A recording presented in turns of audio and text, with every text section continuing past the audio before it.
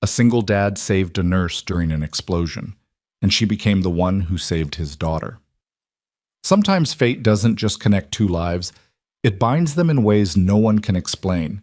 This is a story about a man who risked everything for a stranger, only to discover that strangers don't stay strangers when destiny has other plans. Stay with me until the end, and comment below what city you're watching from. I want to see how far this story travels across the world. The rain came down in sheets that Thursday evening, hammering against the cracked pavement outside Riverbend General Hospital like 1,000 angry fists. Daniel Ward sat in his truck for a moment longer than necessary, staring through the water-streaked windshield at the sprawling building before him. The headlights cut through the downpour, illuminating the emergency entrance where ambulances sat idle, their red lights casting eerie reflections in the puddles. He didn't want to be here. His shift at the construction site had ended 3 hours ago. His body ached from 10 straight hours of hauling steel beams and concrete blocks under the unforgiving sun that had given way to this storm. His hands were calloused and stained with dirt, his work boots caked with mud. All he wanted was to go home, heat up whatever leftovers were in the fridge, and collapse on the couch while Grace did her homework at the kitchen table. But his supervisor had called him personally. "Ward, I need you to drop off those safety reports to the hospital admin. They're threatening to pull our contract if we don't get the documentation in tonight. I know it's your daughter's night, but I'm asking as a favor. Please." Daniel had closed his eyes, phone pressed to his ear, and thought about the bills stacked on his kitchen counter, the ones with red stamps that said "Final Notice." He thought about Grace's school field trip next month that cost $60 he didn't have. He thought about the way his supervisor's voice had that edge to it, the edge that meant if Daniel said no, there might not be a job waiting for him tomorrow. "I'll be there in 20, Daniel had said. Now, sitting in the hospital parking lot with the engine idling, he felt the familiar weight settle over his shoulders, the weight of being alone, of being both mother and father to an 8-year-old girl who deserved so much more than cold pizza and a dad who was always too tired to play catch. The weight of knowing that one wrong move, one missed paycheck, could send their whole fragile world tumbling down. He grabbed the manila folder from the passenger seat, tucked it under his jacket, and pushed open the truck door. The rain hit him like a wall, immediately soaking through his clothes. He ran toward the entrance, boots splashing through puddles, and burst through the automatic doors into the fluorescent-lit lobby. The warmth inside was almost suffocating after the cold rain. Daniel stood for a moment, water dripping from his hair and jacket, catching his breath. The lobby was quieter than he'd expected. Just a few people scattered in the waiting area, a receptionist behind a glass partition, and the distant sound of a television playing the evening news. "Can I help you?" The receptionist looked up, her expression hovering between concern and annoyance at the trail of water he was leaving on the floor. "I need to drop these off for administration. Safety reports for the construction contract?" Daniel held up the folder, now slightly damp at the edges. The woman sighed, glancing at her watch. "Administrative offices are closed. You'll have to come back tomorrow." "I was told they needed these tonight. Please. I drove all the way across town." Something in his voice must have registered because her expression softened slightly. "Hold on." She picked up a phone, pressed a few buttons, and waited. After a moment, she spoke quietly into the receiver, then hung up. "Someone's coming down. Wait over there." Daniel nodded his thanks and moved toward a row of plastic chairs. He didn't sit. His clothes were too wet. Instead, he stood there, folder clutched in his hands, feeling out of place in this sterile environment. The smell of disinfectant and something else, something medical and vaguely unsettling, filled his nostrils. He checked his phone. 7:43 p.m. Grace would be finishing her homework about now. He'd asked Mrs. Chen from next door to sit with her for an hour, promising he'd be back before bedtime. Mrs. Chen was kind, but she was elderly, and Daniel hated imposing, hated that his daughter spent so many evenings with a neighbor instead of her father. The elevator dinged, and a man in his 50s emerged, wearing a hospital ID badge and an expression of professional impatience. "You're the construction guy?" "Yes, sir, Daniel Ward. I have the safety reports you requested." The man walked over, took the folder without ceremony, and flipped it open. His eyes scanned the first page. "These should have been here 3 days ago." "I understand there were some delays with—" "I don't need excuses. I need compliance. The man closed the folder. Wait here. I need to verify these are complete before you leave.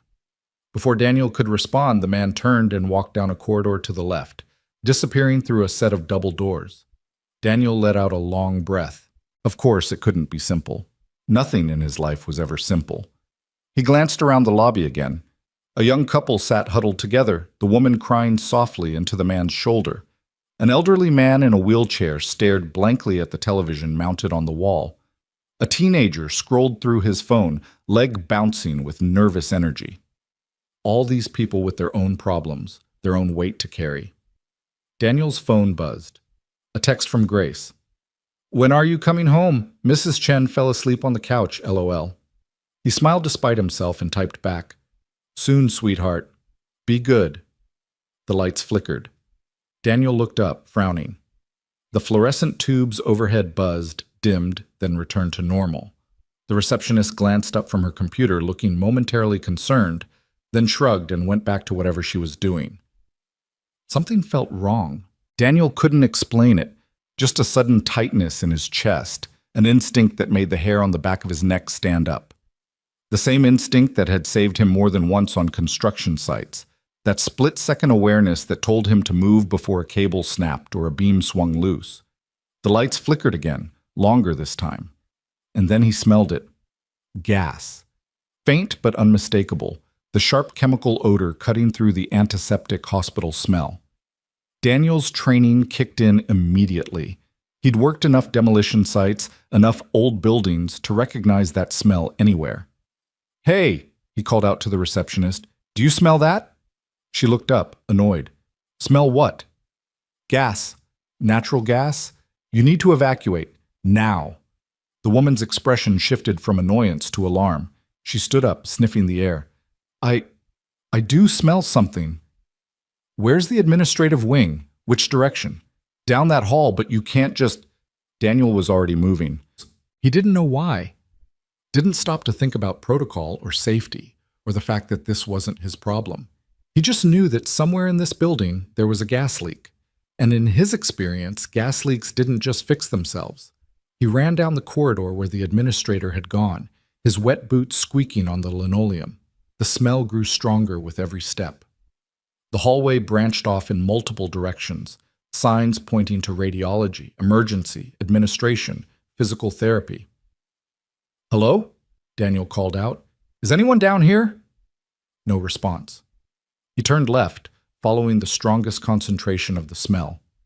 The fluorescent lights above him flickered more frequently now, creating a strobe effect that made the empty hallway feel surreal, dreamlike. The doors along the corridor were all closed, small windows showing dark offices within. Then he heard it, voices, coming from around the corner.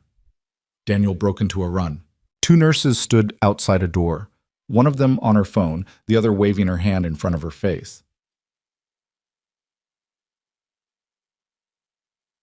Yes, I'm telling you, there's a strong smell of gas on the 3rd floor, west wing. We need someone from maintenance down here, right? The explosion happened so fast that Daniel's mind couldn't process it as a single event. Instead, it broke down into fragments, each one seared into his memory with perfect clarity.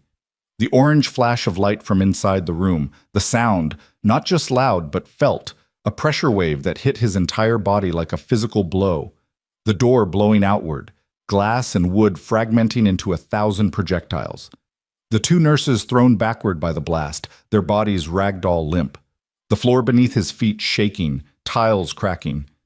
And Daniel himself, lifted off his feet and thrown into the wall behind him, his head cracking against concrete, stars exploding across his vision.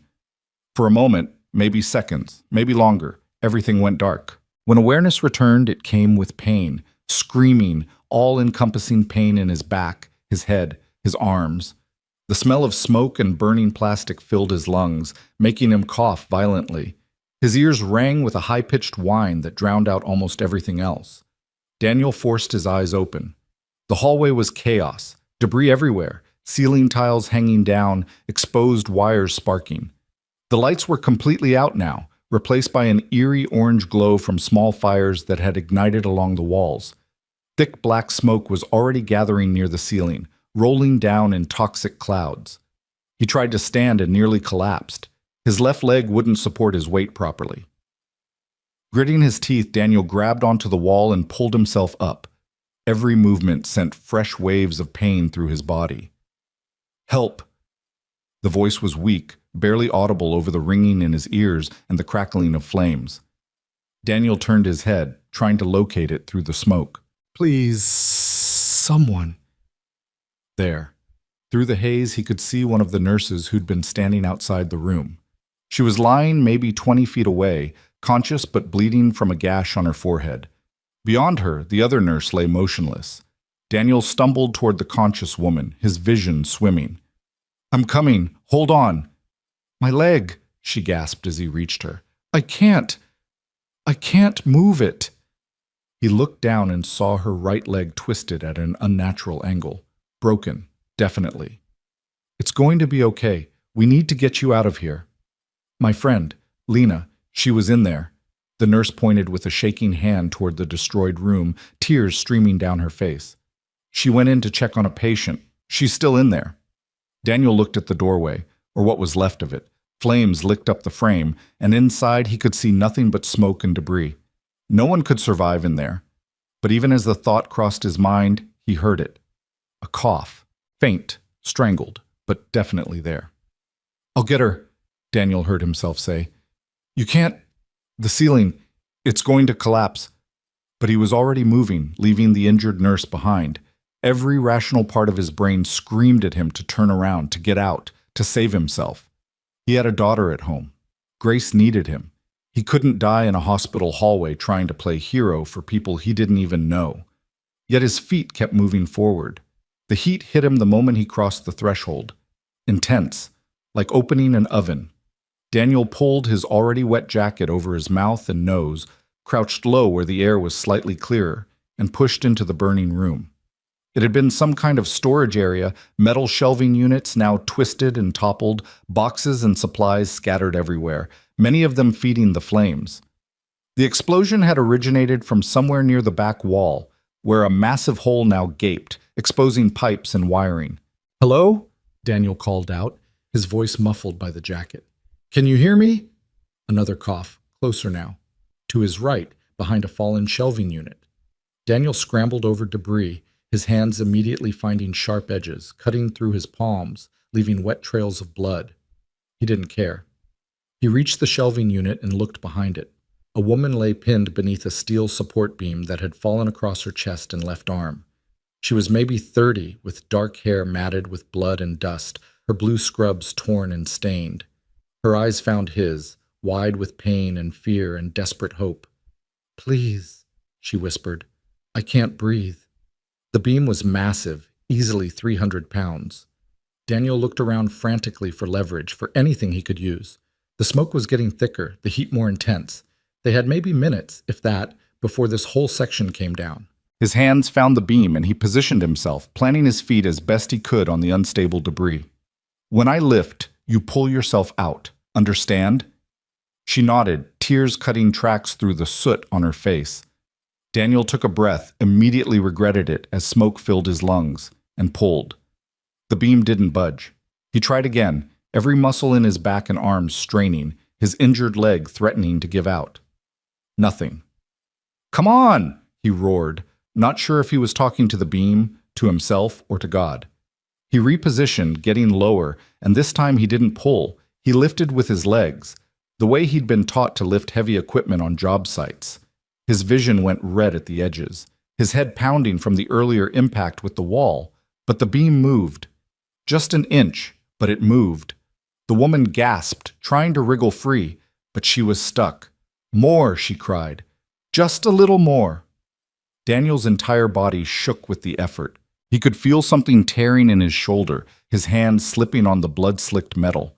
Somewhere behind him, something collapsed with a thunderous crash, sending up a fresh wave of heat and smoke. With a sound that was half scream, half sob, Daniel lifted the beam another few inches. The woman pulled herself free, scrambling backward on her good arm, her left one hanging limp. The moment she was clear, Daniel dropped the beam. It crashed down with a clang that he felt through the floor.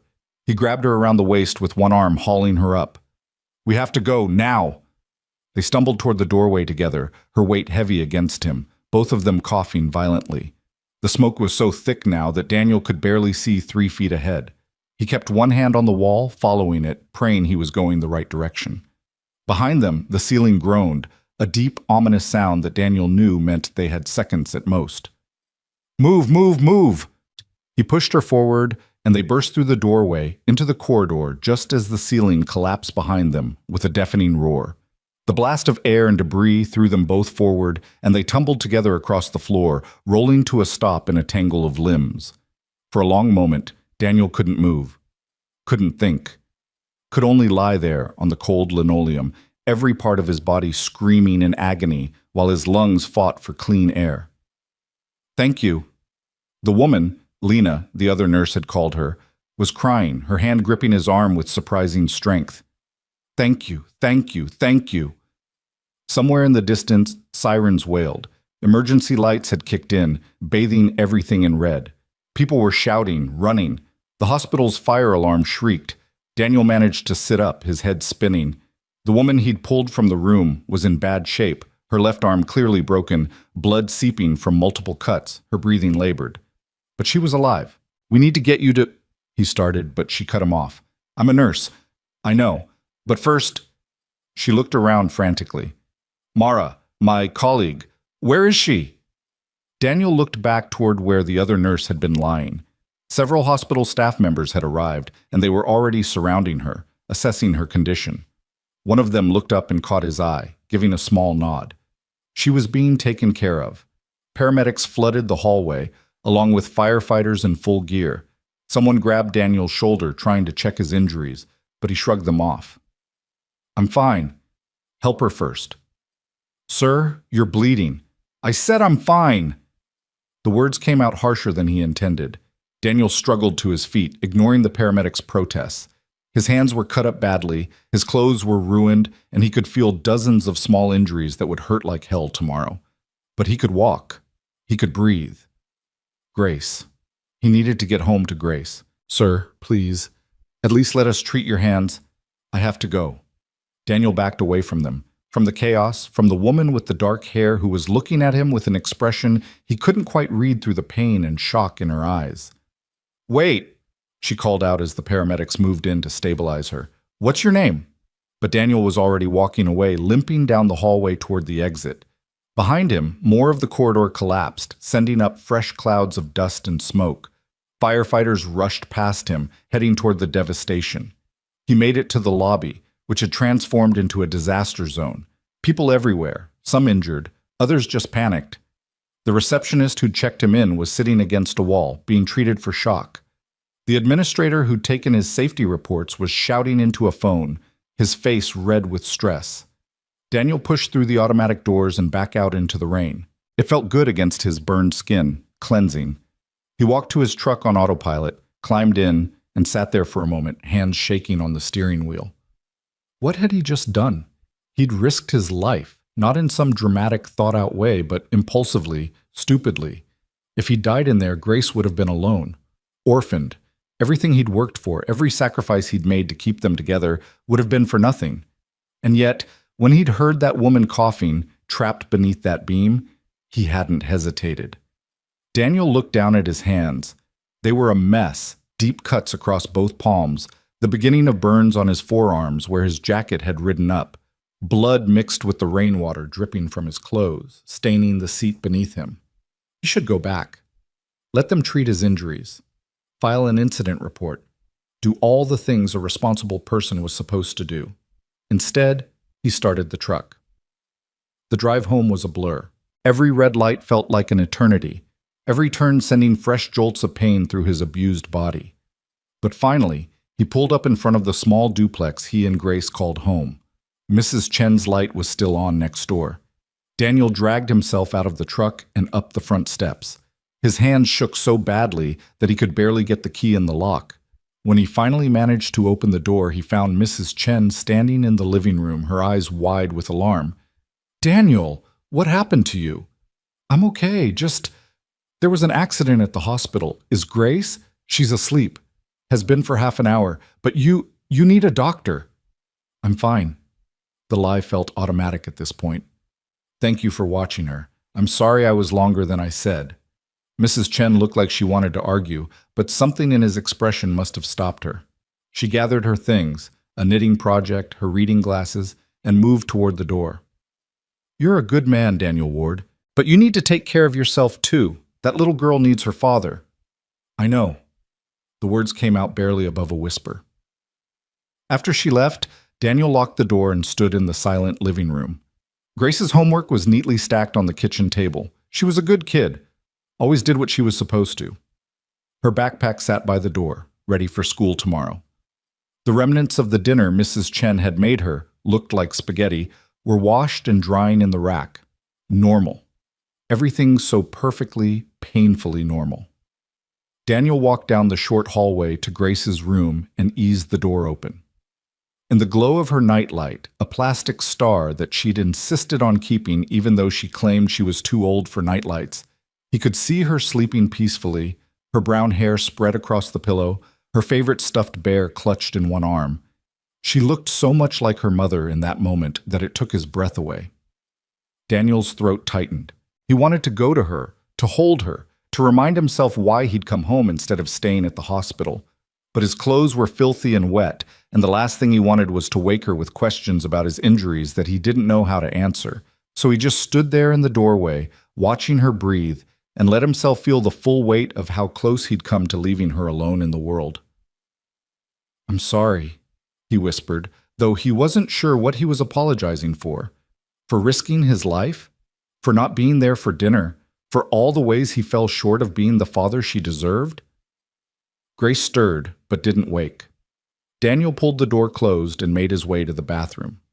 The face that looked back at him from the mirror was almost unrecognizable, soot-stained, blood-smeared, with a purple bruise blooming along his left cheekbone where he'd hit the wall. His eyes were bloodshot and wild. He looked like a stranger. Daniel turned on the shower and stripped off his ruined clothes, leaving them in a sodden pile on the floor. Under the hot water, he finally let himself acknowledge the pain. His hands were in bad shape. He'd need to wrap them carefully so Grace wouldn't see in the morning. The cut on his shoulder was deeper than he'd thought, still seeping blood. Dozens of smaller burns and cuts covered his arms and back. He stood under the spray until the water ran clear, until some of the shaking subsided, until he could almost convince himself that tonight had been just another rough day at work. But when he closed his eyes, all he could see was that woman's face, Lena's face, looking up at him from beneath that beam, terror and hope warring in her expression. He could hear her voice, cracked with smoke and pain. Please, I can't breathe. And he'd saved her. Whatever else happened, whatever consequences came from tonight, he'd pulled her out of that burning room. She was alive because he'd made a choice to run toward danger instead of away from it. Daniel wrapped his hands in gauze from the medicine cabinet, doing the best he could with awkward, painful movements. He found a clean t-shirt and sweatpants, took 3 ibuprofen, and made his way to the couch. Sleep should have been impossible, but exhaustion claimed him almost immediately, pulling him down into dark, dreamless depths. He woke to sunlight streaming through the windows and Grace standing over him, her face scrunched with concern. Dad? Why are you sleeping on the couch? And what happened to your hands? Daniel sat up slowly, his entire body one massive ache.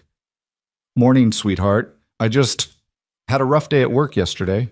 Nothing serious. Your hands are all bandaged. Occupational hazard, construction work, remember? He forced a smile. What do you want for breakfast? Grace studied him with the 2 knowing eyes of a child who'd learned early that adults didn't always tell the truth. Dad, are you okay? Really? I'm fine, Gracie. I promise. Another lie, but a necessary one. Now go get ready for school. I'll make pancakes. She hesitated for another moment, then nodded and headed back to her room. Daniel hauled himself off the couch, biting back a groan as every muscle protested. In the kitchen, he somehow managed to mix batter and work the stove despite his bandaged hands. The familiar routine helped, measuring, pouring, flipping. Normal things. Safe things. By the time Grace emerged, dressed and ready for school, he had a stack of slightly lopsided pancakes waiting for her. They ate together in comfortable silence, And for a few minutes, Daniel could almost pretend that last night had been a dream. Almost. After he walked Grace to the bus stop and watched her climb aboard with her backpack bouncing, Daniel returned home and collapsed on the couch.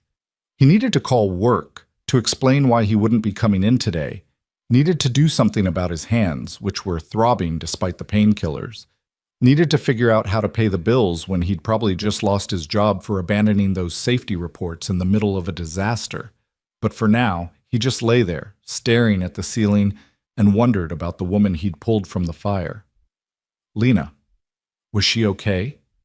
Had her injuries been treated? Would she even remember the face of the man who'd carried her out of that burning room? His phone rang, making him jump. Unknown number. Daniel answered cautiously. Hello? Is this Daniel Ward? A woman's voice, professional and slightly concerned. Yes? Who is this? This is Susan Martinez from Riverbend General Hospital's Human Resources Department. We've been trying to locate you. You left the hospital last night before we could get your information, and we need to file a report about the incident. Also, we wanted to thank you personally for— I don't need thanks. Daniel cut her off. Is everyone okay?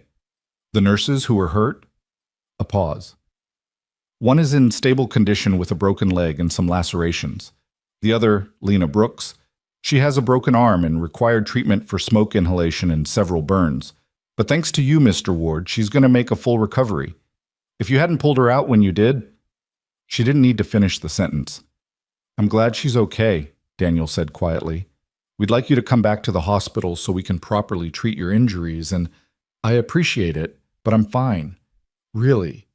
I just did what anyone would have done. Mr. Ward, I have to go. Thank you for calling.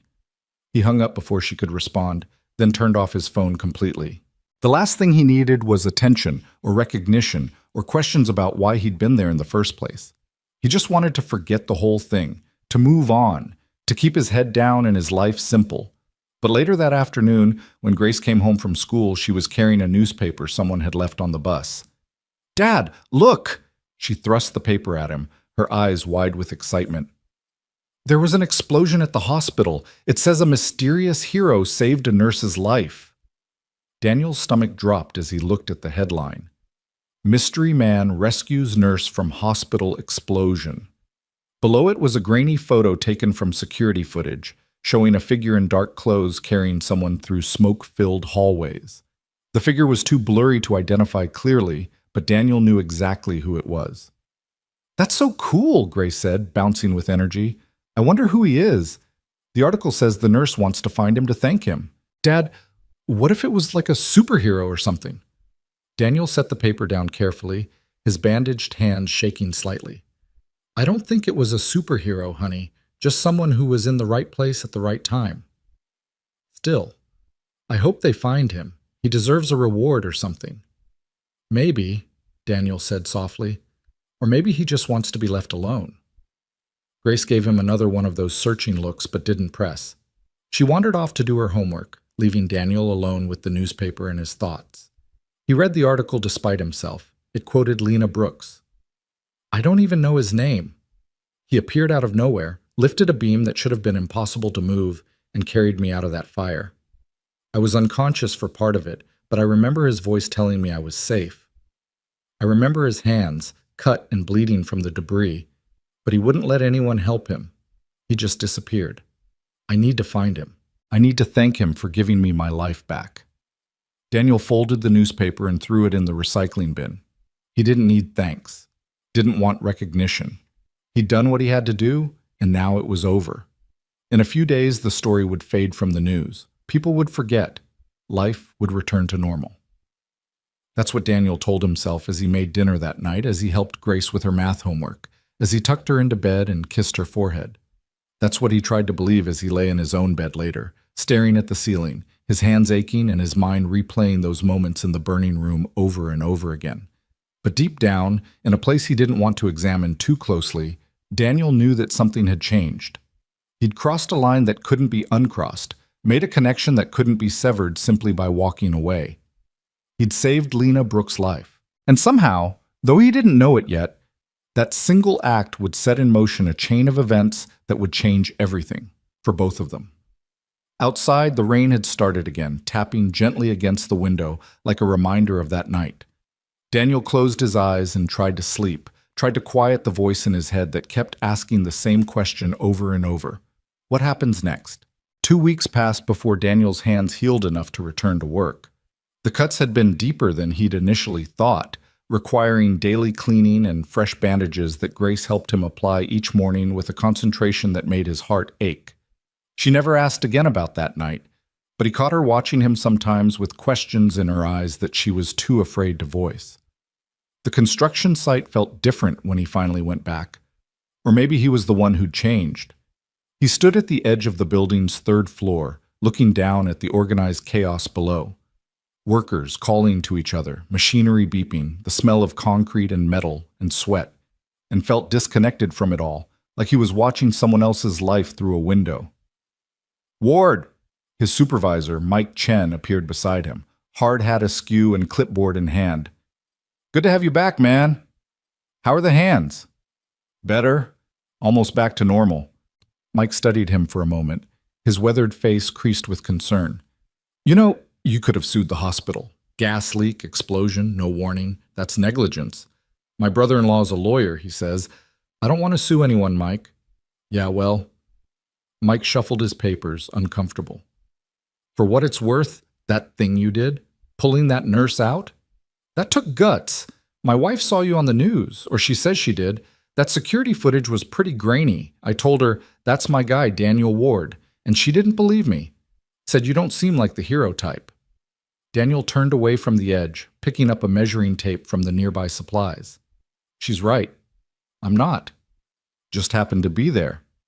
"Still," Mike clapped him on the shoulder, then headed toward the stairs. "World could use more people who just happen to be there when it counts." The words stayed with Daniel throughout the day, echoing in his mind as he worked. Just happened to be there. Was that all it was? Chance? Coincidence? Or had there been some reason, some purpose to him being in that hospital corridor at that exact moment? He pushed the thoughts away and focused on the work. Measurements, calculations, the familiar rhythm of construction. By the time his shift ended, his hands were sore but functional, and he'd almost convinced himself that life could return to its normal pattern. Then he picked Grace up from after-school care and saw the worry in her teacher's face. "Mr. Ward, could I speak with you for a moment?" Mrs. Peterson pulled him aside while Grace gathered her things, her voice low and careful. "Grace has been a bit distracted lately. She seems tired and she's complained of stomach aches a few times this week. I wanted to make sure everything's okay at home." Daniel felt the familiar guilt claw at his chest. "She's been sleeping fine, eating normally. I didn't know about the stomach aches." "They might be stress-related, Mrs." Peterson glanced at Grace, who was now waiting by the door, staring at her shoes. "Children her age sometimes internalize anxiety. Has there been any change in routine, anything unusual?" "Everything," Daniel wanted to say. "Everything's unusual. I almost died 2 weeks ago, and I can't stop thinking about it, and maybe she can sense that something's wrong." But instead, he just said, "I'll talk to her. Thank you for letting me know." In the truck on the way home, Daniel tried to broach the subject carefully. "Mrs. Peterson says you haven't been feeling great this week. What's going on, Gracie?" Grace kept her eyes fixed on the passing storefronts. "My stomach hurts sometimes." "Does it hurt now?" "A little. We should see a doctor, just to make sure everything's—" "No!" The vehemence in her voice startled him. She turned in her seat, eyes suddenly wet. "No hospitals, Dad. Please, I don't want to go to a hospital." Daniel pulled over into a parking lot, putting the truck in park. Hey, what's this about? Since when are you scared of doctors?" "Since..." She wiped her eyes with the back of her hand. "Since that explosion, the one in the newspaper. What if it happens again? What if we're there and something bad happens?" Understanding crashed over him. Of course, she'd read the article, seen the destruction described in careful newspaper language, and her 8-year-old mind had filled in the terrifying details. And somewhere deep down, maybe she'd sensed his own fear, his own lingering trauma from that night. "Gracie, look at me." He waited until her eyes met his. "That was a 1 in a million accident. Hospitals are safe. And if your stomach's hurting, we need to make sure you're okay. That's what doctors are for. They help us feel better. Promise it's safe. I promise. The lie felt necessary, protective. But if your stomach's feeling bad, maybe it's something simple. Have you been eating lunch at school? She hesitated. Sometimes I'm not hungry. Not hungry or no money left on your lunch account? Her silence was answer enough. Daniel closed his eyes briefly, fighting back the wave of frustration. Not at her, never at her, but at himself for not keeping better track. At the system that let kids go hungry because their parents were stretched too thin. At every circumstance that made his daughter feel like she had to hide these things from him. Okay, he said finally. First stop, grocery store. We're getting you stuff you actually like for packed lunches. Then we'll see about that stomachache. Deal? Deal. Her small smile was like sunlight breaking through clouds. They spent the next hour in the supermarket, Daniel pushing the cart while Grace carefully selected items, turkey slices, cheese, apple juice boxes, the good cookies that were usually too expensive. He watched the total climb at the register and tried not to think about which bill he'd have to pay late this month to cover it. At home, while Grace did homework at the kitchen table, Daniel made her favorite dinner, chicken nuggets shaped like dinosaurs, mac and cheese from a box, and green beans because he at least tried to include a vegetable. They ate together, talking about her day, about the book report she had to write, about anything except hospitals and explosions and the things that kept them both awake at night. After Grace went to bed, Daniel sat at the kitchen table with his laptop, trying to balance his checking account and failing. The hospital had actually paid him, a Good Samaritan check that came with a liability waiver he'd signed without reading. It had helped, but not enough. Never enough. His phone buzzed with a text from an unknown number. Against his better judgment, Daniel opened it. Mr. Ward, this is Susan Martinez from Riverbend General HR. I apologize for reaching out again, but Lena Brooks, the nurse you rescued, has been asking about you. She'd really like to speak with you, even just for a few minutes. No pressure, but if you'd be willing to meet with her, it would mean a great deal. She's recovering well, by the way. Please consider it. Daniel stared at the message for a long time. He should delete it, should block the number, should maintain the distance he'd been trying so hard to create between himself and that night. His thumb hovered over the delete button. Instead, he found himself typing, "Is she still at the hospital?" The response came quickly. No, she was discharged last week. She's been doing outpatient physical therapy for her arm. I can arrange a meeting at her convenience. Coffee shop? Neutral location? Daniel set the phone down and rubbed his face with both hands. This was a bad idea. Getting involved, making connections, letting that night become more than just a memory to be filed away. All bad ideas. He had enough complications in his life without adding more. But he kept seeing her face, kept hearing her voice crackling through smoke. Please, I can't breathe. He picked up the phone again. Okay. When? 2 days later, Daniel found himself sitting in a coffee shop on the east side of town, wondering what the hell he was doing. He told Grace he had to run errands, left her with Mrs. Chen again, and driven across Riverbend to meet a woman he barely remembered saving. His hands were sweating despite the autumn chill, and he'd changed his shirt 3 times before leaving the house, which was ridiculous because this wasn't a date or anything close to it. It was just a thank you. Just closure. The door opened and she walked in. Daniel recognized her immediately, even though she looked nothing like the soot-covered, terrified woman from the hospital corridor. Her dark hair was pulled back in a neat ponytail, her face clean and composed. She wore a soft blue sweater and jeans, and her left arm was in a cast covered with signatures and drawings. She scanned the coffee shop, her eyes uncertain, searching. When her gaze landed on him, recognition flashed across her face. And something else. Relief? Wonder? Daniel couldn't quite read it. He stood up awkwardly, nearly knocking over his coffee cup. Lena? Daniel. She crossed the space between them, and suddenly she was hugging him, carefully, mindful of her cast, but firmly enough that he could feel her trembling. Thank you. God, thank you. I've been trying to find you for 2 weeks, and... She pulled back, and he saw tears on her face. I'm sorry. I promised myself I wouldn't cry. It's okay. Daniel gestured to the chair across from him, and they both sat down. You look good. Better than last time I saw you. She laughed, a slightly watery sound.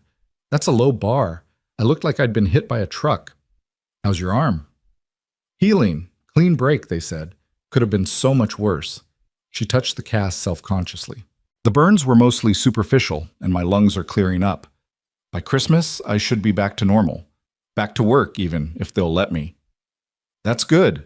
Daniel wrapped both hands around his coffee mug, needing something to do with them. I'm glad you're okay.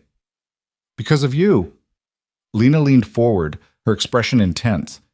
Daniel, do you understand what you did? That beam. The firefighter said it weighed over 300 pounds.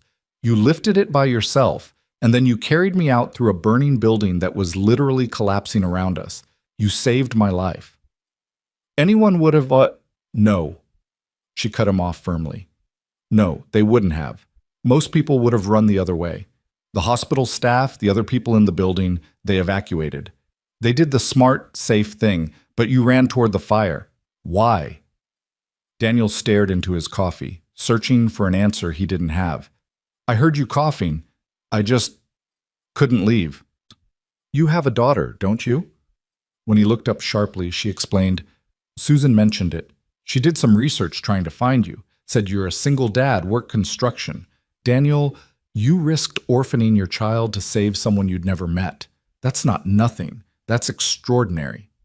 It was stupid. The words came out harsher than he intended. I should have left it to the professionals.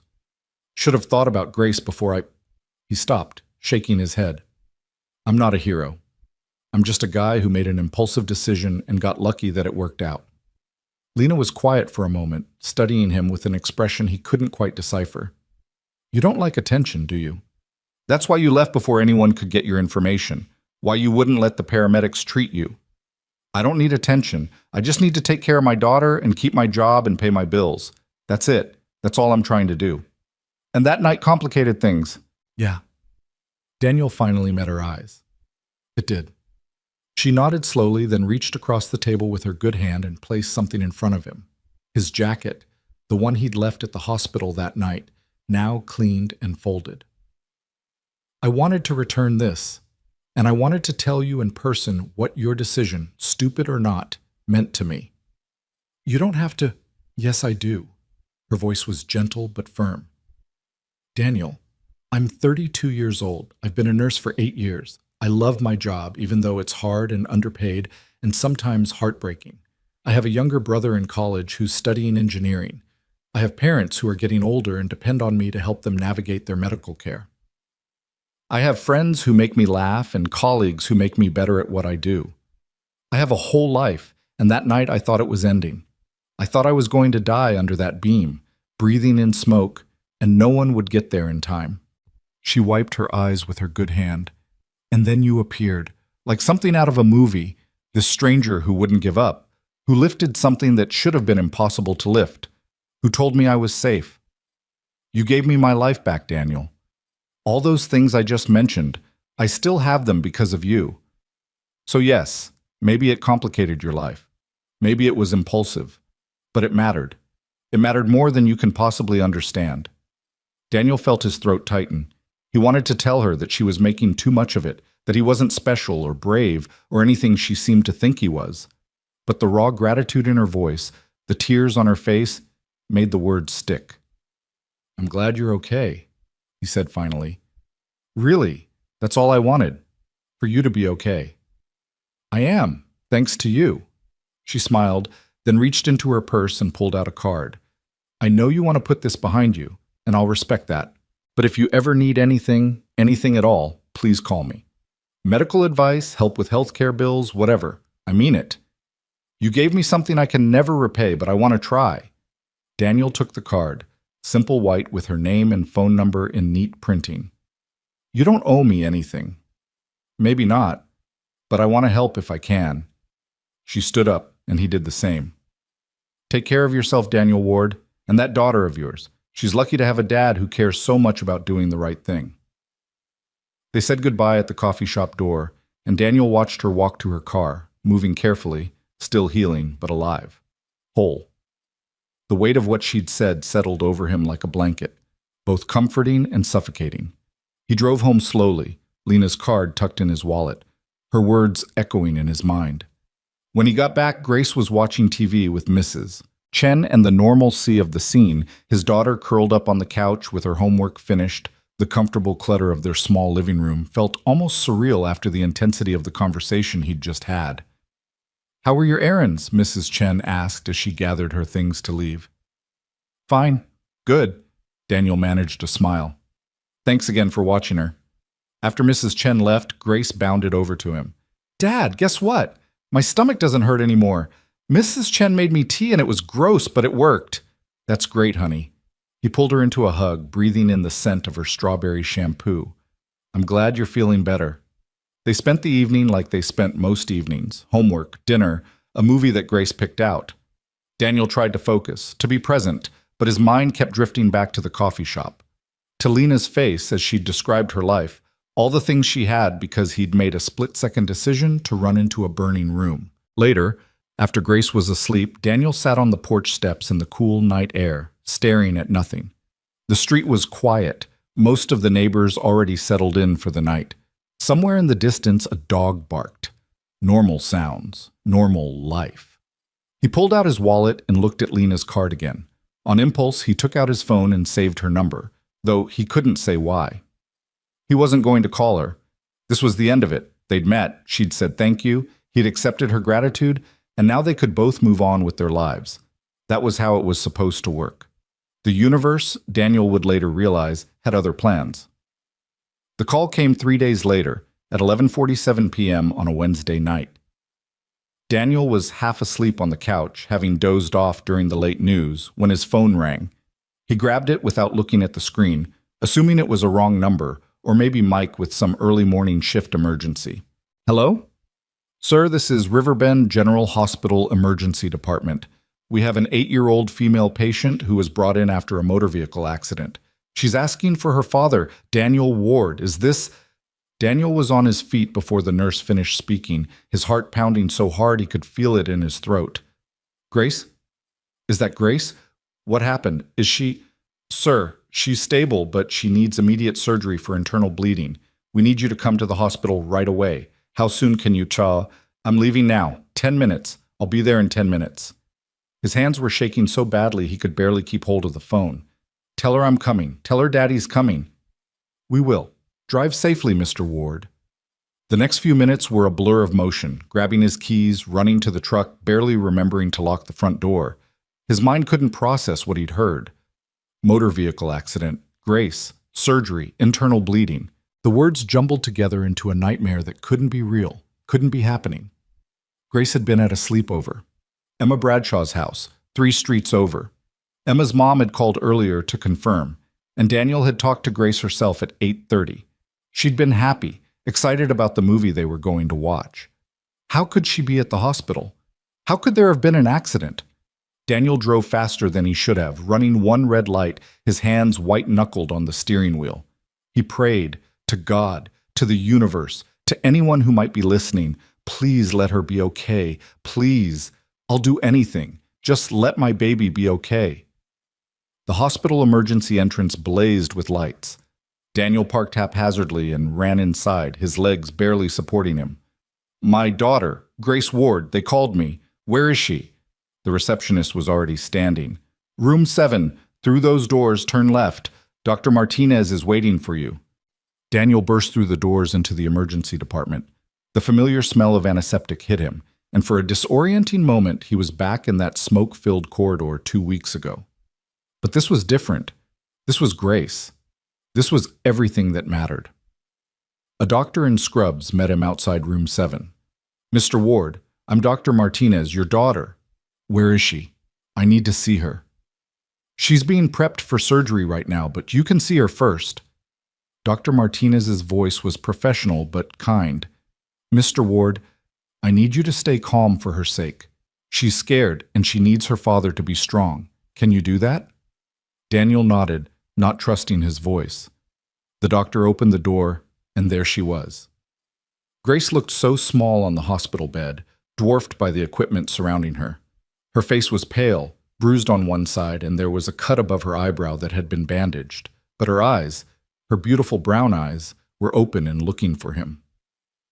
"Daddy." The word was barely a whisper, but it cut through Daniel like a blade. He was at her side in an instant, taking her small hand in his, being careful of the IV taped to the back of it. "Hey, baby. Hey, I'm here.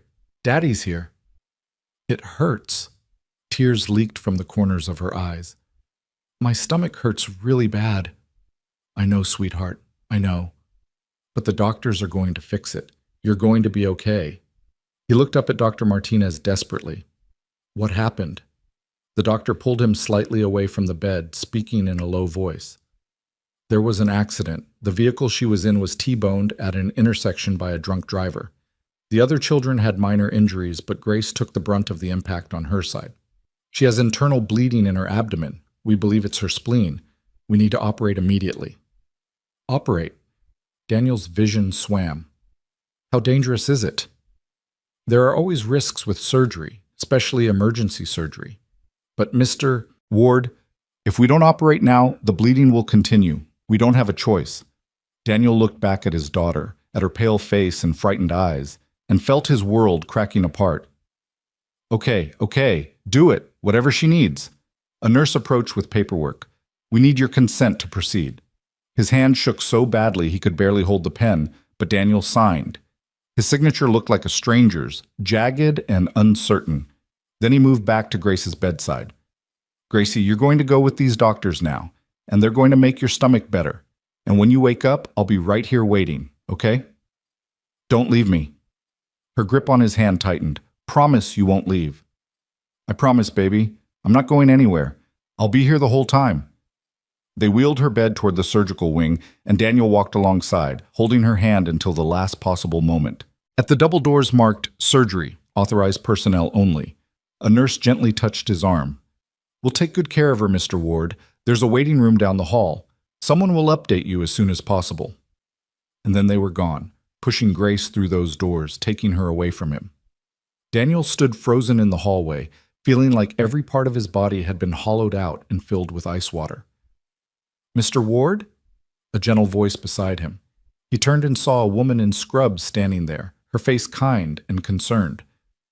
"Let me show you to the surgical waiting area. Can I get you anything? Coffee? Water?" Daniel's voice broke. "I just need her to be okay." "I understand. Come with me." She led him to a small waiting room with uncomfortable chairs and outdated magazines. A television mounted on the wall played the news with the sound off. Two other families were scattered around the room, their faces bearing the same expression of exhausted worry that Daniel felt etched into his own features. He collapsed into a chair and dropped his head into his hands. How had this happened? Grace had been fine hours ago, laughing, excited about her sleepover. And now she was on an operating table, surgeons cutting into her small body, trying to stop bleeding that could kill her if they failed. Daniel thought about all the times he'd worried about money, about bills, about keeping his job. None of it mattered. Nothing mattered except Grace surviving this. He would live in his truck, work 3 jobs, give up everything he had, if she could just be okay. Time moved strangely in that waiting room. Seconds stretched into hours, or maybe minutes compressed into moments. Daniel couldn't tell. He stared at the clock on the wall, watching the hands move with agonizing slowness. 12:15 a.m., 12:47 a.m., 1:23 a.m. Other families came and went. A man received good news about his mother's heart attack and left crying with relief. A couple was called back for bad news, and their wails echoed down the hallway.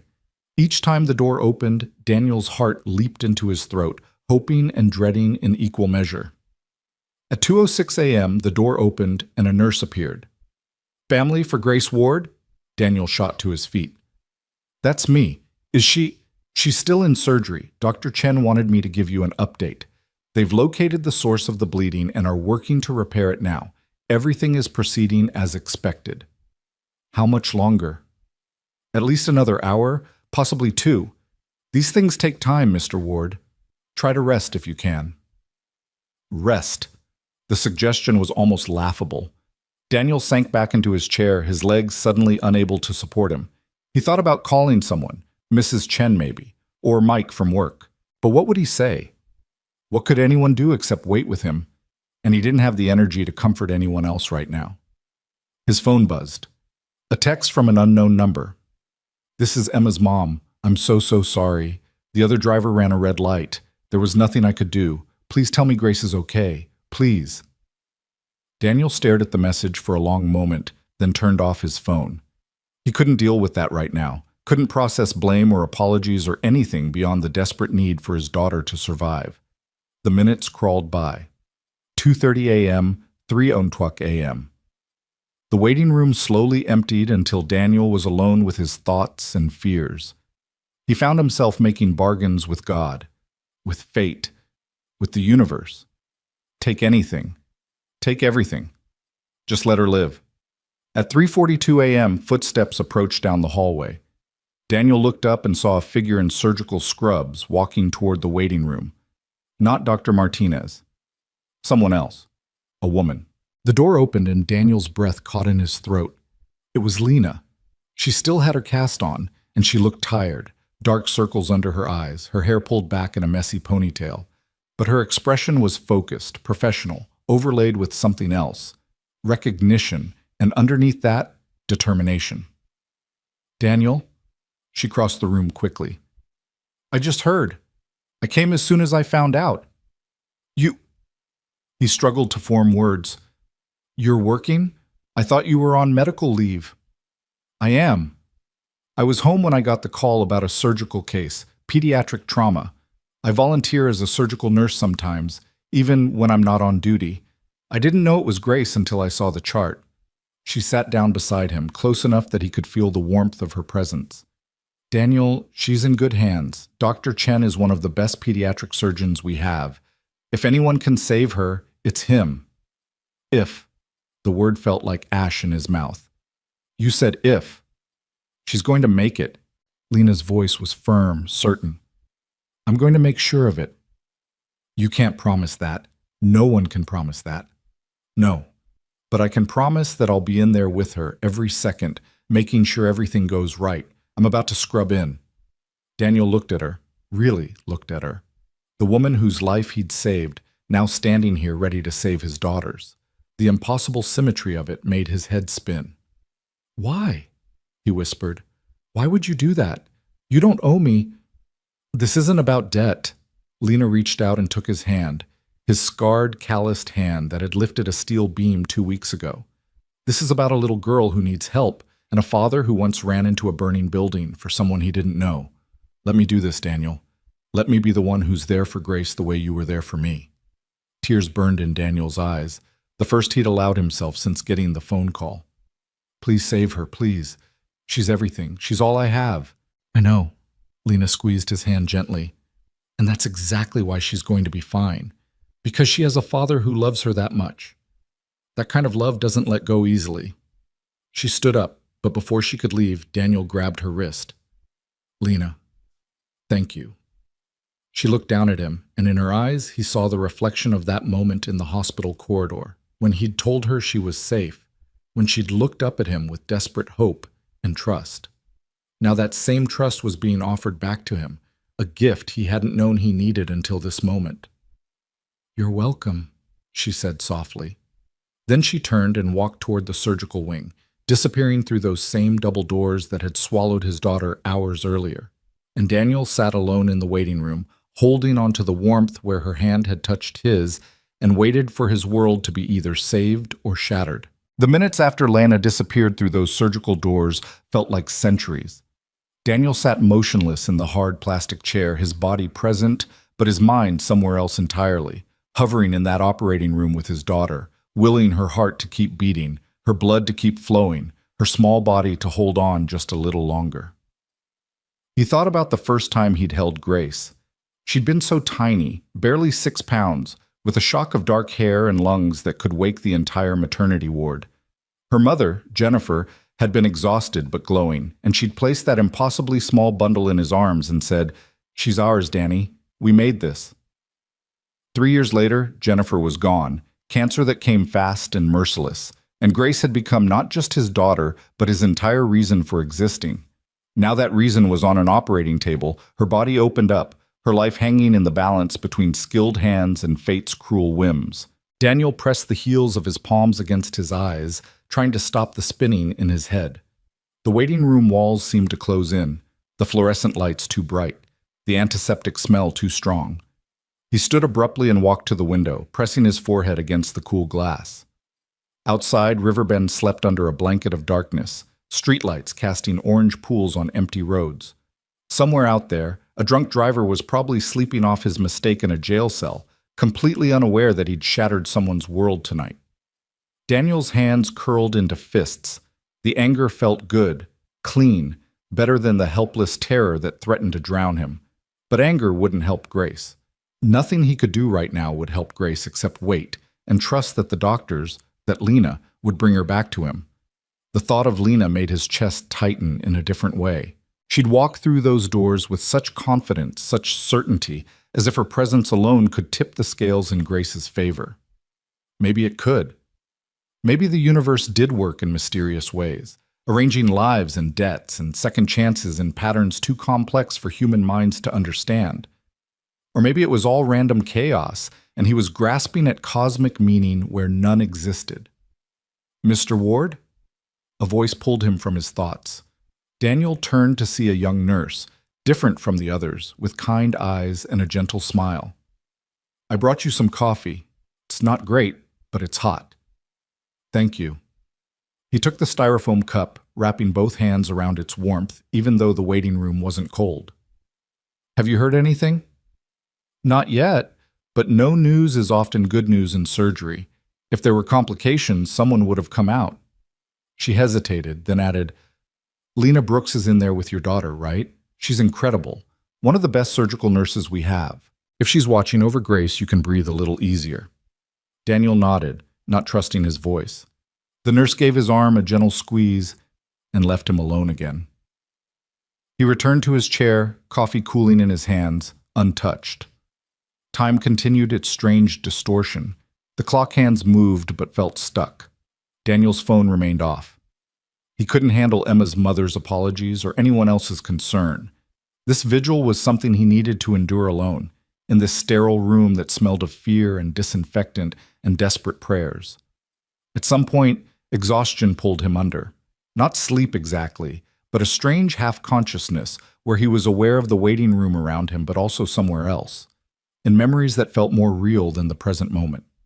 Grace at 5, losing her first tooth and insisting they leave it under her pillow even though Daniel had accidentally thrown it away with the bloody napkin.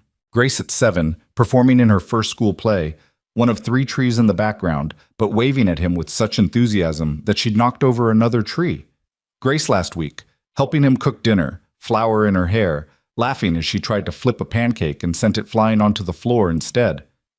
All those moments, all those memories couldn't just end.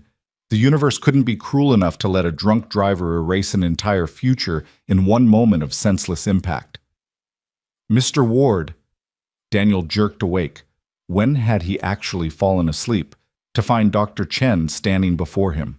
The surgeon had removed his mask, and his face was lined with exhaustion, but not, Daniel noted with a surge of desperate hope, with grief. Daniel was on his feet instantly. "Grace is out of surgery and stable." Dr. Chen's words came quickly, as if he understood the father's need for immediate reassurance. "We repaired the tear in her spleen and stopped the internal bleeding. She lost a significant amount of blood, but the transfusions were successful. She's being moved to pediatric ICU now." Daniel's knees nearly buckled. He grabbed the back of the chair to steady himself. "She's okay? She's really okay?" "She's not out of the woods yet. The next 24 to 48 hours are critical. We need to watch for infection, ensure there's no additional bleeding, monitor her recovery. But Mr. Ward, she made it through surgery. That's the biggest hurdle, and she cleared it. When can I see her?" "Soon. The nurses are getting her settled in ICU. Someone will come get you in about 20 minutes. Dr. Chen placed a hand on Daniel's shoulder. "Your daughter is strong. She fought hard in there, and she had an excellent surgical team. Lena Brooks insisted on being part of the procedure despite being on medical leave. She monitored every vital sign, anticipated every need. I've worked with her for years, but I've never seen her quite so focused. Your daughter had a guardian angel in that operating room." The words hit Daniel like a physical blow. "Where is she?" "Lena?" "Still with Grace, I believe, making sure she's comfortable before she's transferred." Dr. Chen squeezed his shoulder once more. "Try to breathe, Mr. Ward. The worst is behind you." After the surgeon left, Daniel did try to breathe, deep, shaking breaths that didn't quite fill his lungs but were better than the shallow gasps he'd been managing for hours. Grace was alive. She'd made it through surgery. She was going to be okay. He wanted to cry, to shout, to fall to his knees and thank every deity he'd been bargaining with for the past 4 hours. Instead, he just stood there, trembling as wave after wave of relief crashed over him. Exactly 18 minutes later, Daniel counted each one. A nurse appeared in the doorway. "Mr. Ward, you can see Grace now. Follow me." The walk to the pediatric ICU felt surreal. They passed through corridors Daniel vaguely remembered from that night 3 weeks ago, though everything looked different in the harsh fluorescent light of 5 a.m. The nurse led him through a set of secure doors into a wing where machines beeped and hummed with quiet vigilance. "She's in room 4. She's still under anesthesia, so she won't wake for a while. But you can sit with her." The nurse paused. "Mr. Ward, the tubes and machines can look scary, but they're helping her heal. Try not to let the equipment frighten you." Daniel nodded and pushed open the door to room 4. Nothing could have prepared him for the sight of his daughter in that hospital bed. Grace looked even smaller than she had in the emergency room, dwarfed by the equipment surrounding her. An IV drip connected to her hand. A nasogastric tube ran through her nose. Monitors tracked her heart rate and oxygen levels, and her small chest rose and fell with mechanical precision that terrified and reassured him in equal measure. But she was breathing. Her heart was beating. The numbers on the monitors stayed steady and strong. Daniel approached the bed slowly, as if moving too fast might shatter this fragile moment. He reached out and touched Grace's hand, carefully, so carefully, and felt the warmth of living skin beneath his fingers. "Hey, baby girl," he whispered. "Daddy's here, just like I promised." A sound behind him made Daniel turn. Lena stood in the doorway, still in her surgical scrubs, the cast on her arm now covered with a sterile sleeve. She looked exhausted, her eyes red-rimmed, her face pale, but when she saw Grace breathing steadily in the bed, something in her expression softened. "She did great," Lena said quietly, stepping into the room. "Real fighter, your daughter. Her vitals stayed strong through the whole procedure. Dr. Chen said she has the heart of a lion. He said you were amazing in there, that you wouldn't leave her side." Daniel's voice cracked. "Lena, I don't know how to thank you. I don't even know how to start." "You don't have to thank me. This is what I do. It's why I became a nurse." She moved to the other side of Grace's bed, checking the monitors with professional efficiency, even though other nurses had surely already done the same. "But I won't pretend it wasn't personal. When I saw her chart, when I realized this was your daughter—" She paused, blinking back tears. "I couldn't not be there. Does that make sense?" "Yeah." Daniel looked down at Grace, at the rise and fall of her chest. "It makes perfect sense." They stood in silence for a moment, on opposite sides of the bed, two people bound together by impossible circumstances, and the small girl sleeping between them. The morning sun was starting to paint the sky outside the window in shades of pink and gold, washing away the darkness that had held them both captive through the longest night of their lives. "You should go home," Lena said finally. "Get some rest. She won't wake for several hours, and you need to take care of yourself." "I'm not leaving her." "Daniel, I promised her I wouldn't leave. I'm staying right here until she opens her eyes." His tone left no room for argument. Lena studied him for a moment, then nodded. "Okay, but at least sit down. There's a chair that reclines. You can rest without leaving the room." She showed him how to adjust the chair beside Grace's bed, brought him a blanket and pillow from a supply closet, and made sure he had water and knew how to call a nurse if anything changed. Her care was professional but touched with something warmer, something that felt like genuine concern. "I'm off duty now," she said, "but I'll check on her throughout the day. And Daniel?" "You did good. Getting her here so fast, staying strong for her. You're a good father." After Lena left, Daniel settled into the chair, his hand resting lightly on Grace's arm, where he could feel her pulse beating steadily beneath her skin. The monitors beeped their reassuring rhythm. Outside the window, Riverbend woke up, cars appearing on roads, lights flicking on in buildings, the world continuing its rotation despite the fact that Daniels had nearly stopped spinning just hours before. He must have dozed because suddenly voices were pulling him back to consciousness. The room was brighter now, full daylight streaming through the window.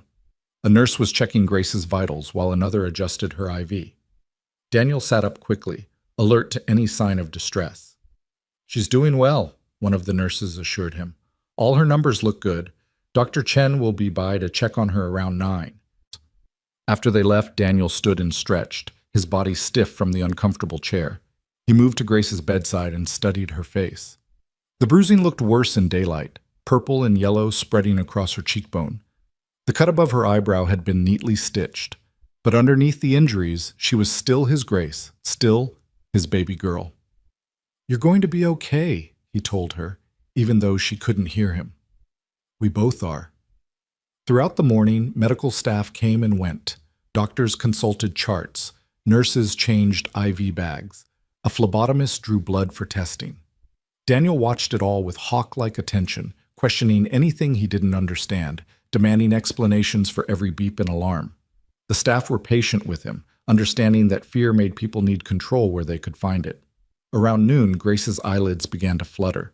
Daniel was on his feet immediately, leaning over the bed. "Gracie, baby, can you hear me?" Her eyes opened slowly, unfocused and confused. She tried to speak but couldn't around the tube in her nose. Panic flashed across her face. "It's okay. It's okay." Daniel kept his voice calm even though his heart was racing. "You're in the hospital. You had surgery. That tube is helping you breathe. Don't fight it. Just relax. I'm right here." A nurse appeared within seconds. They'd been monitoring from outside. "Grace, sweetie, you're safe.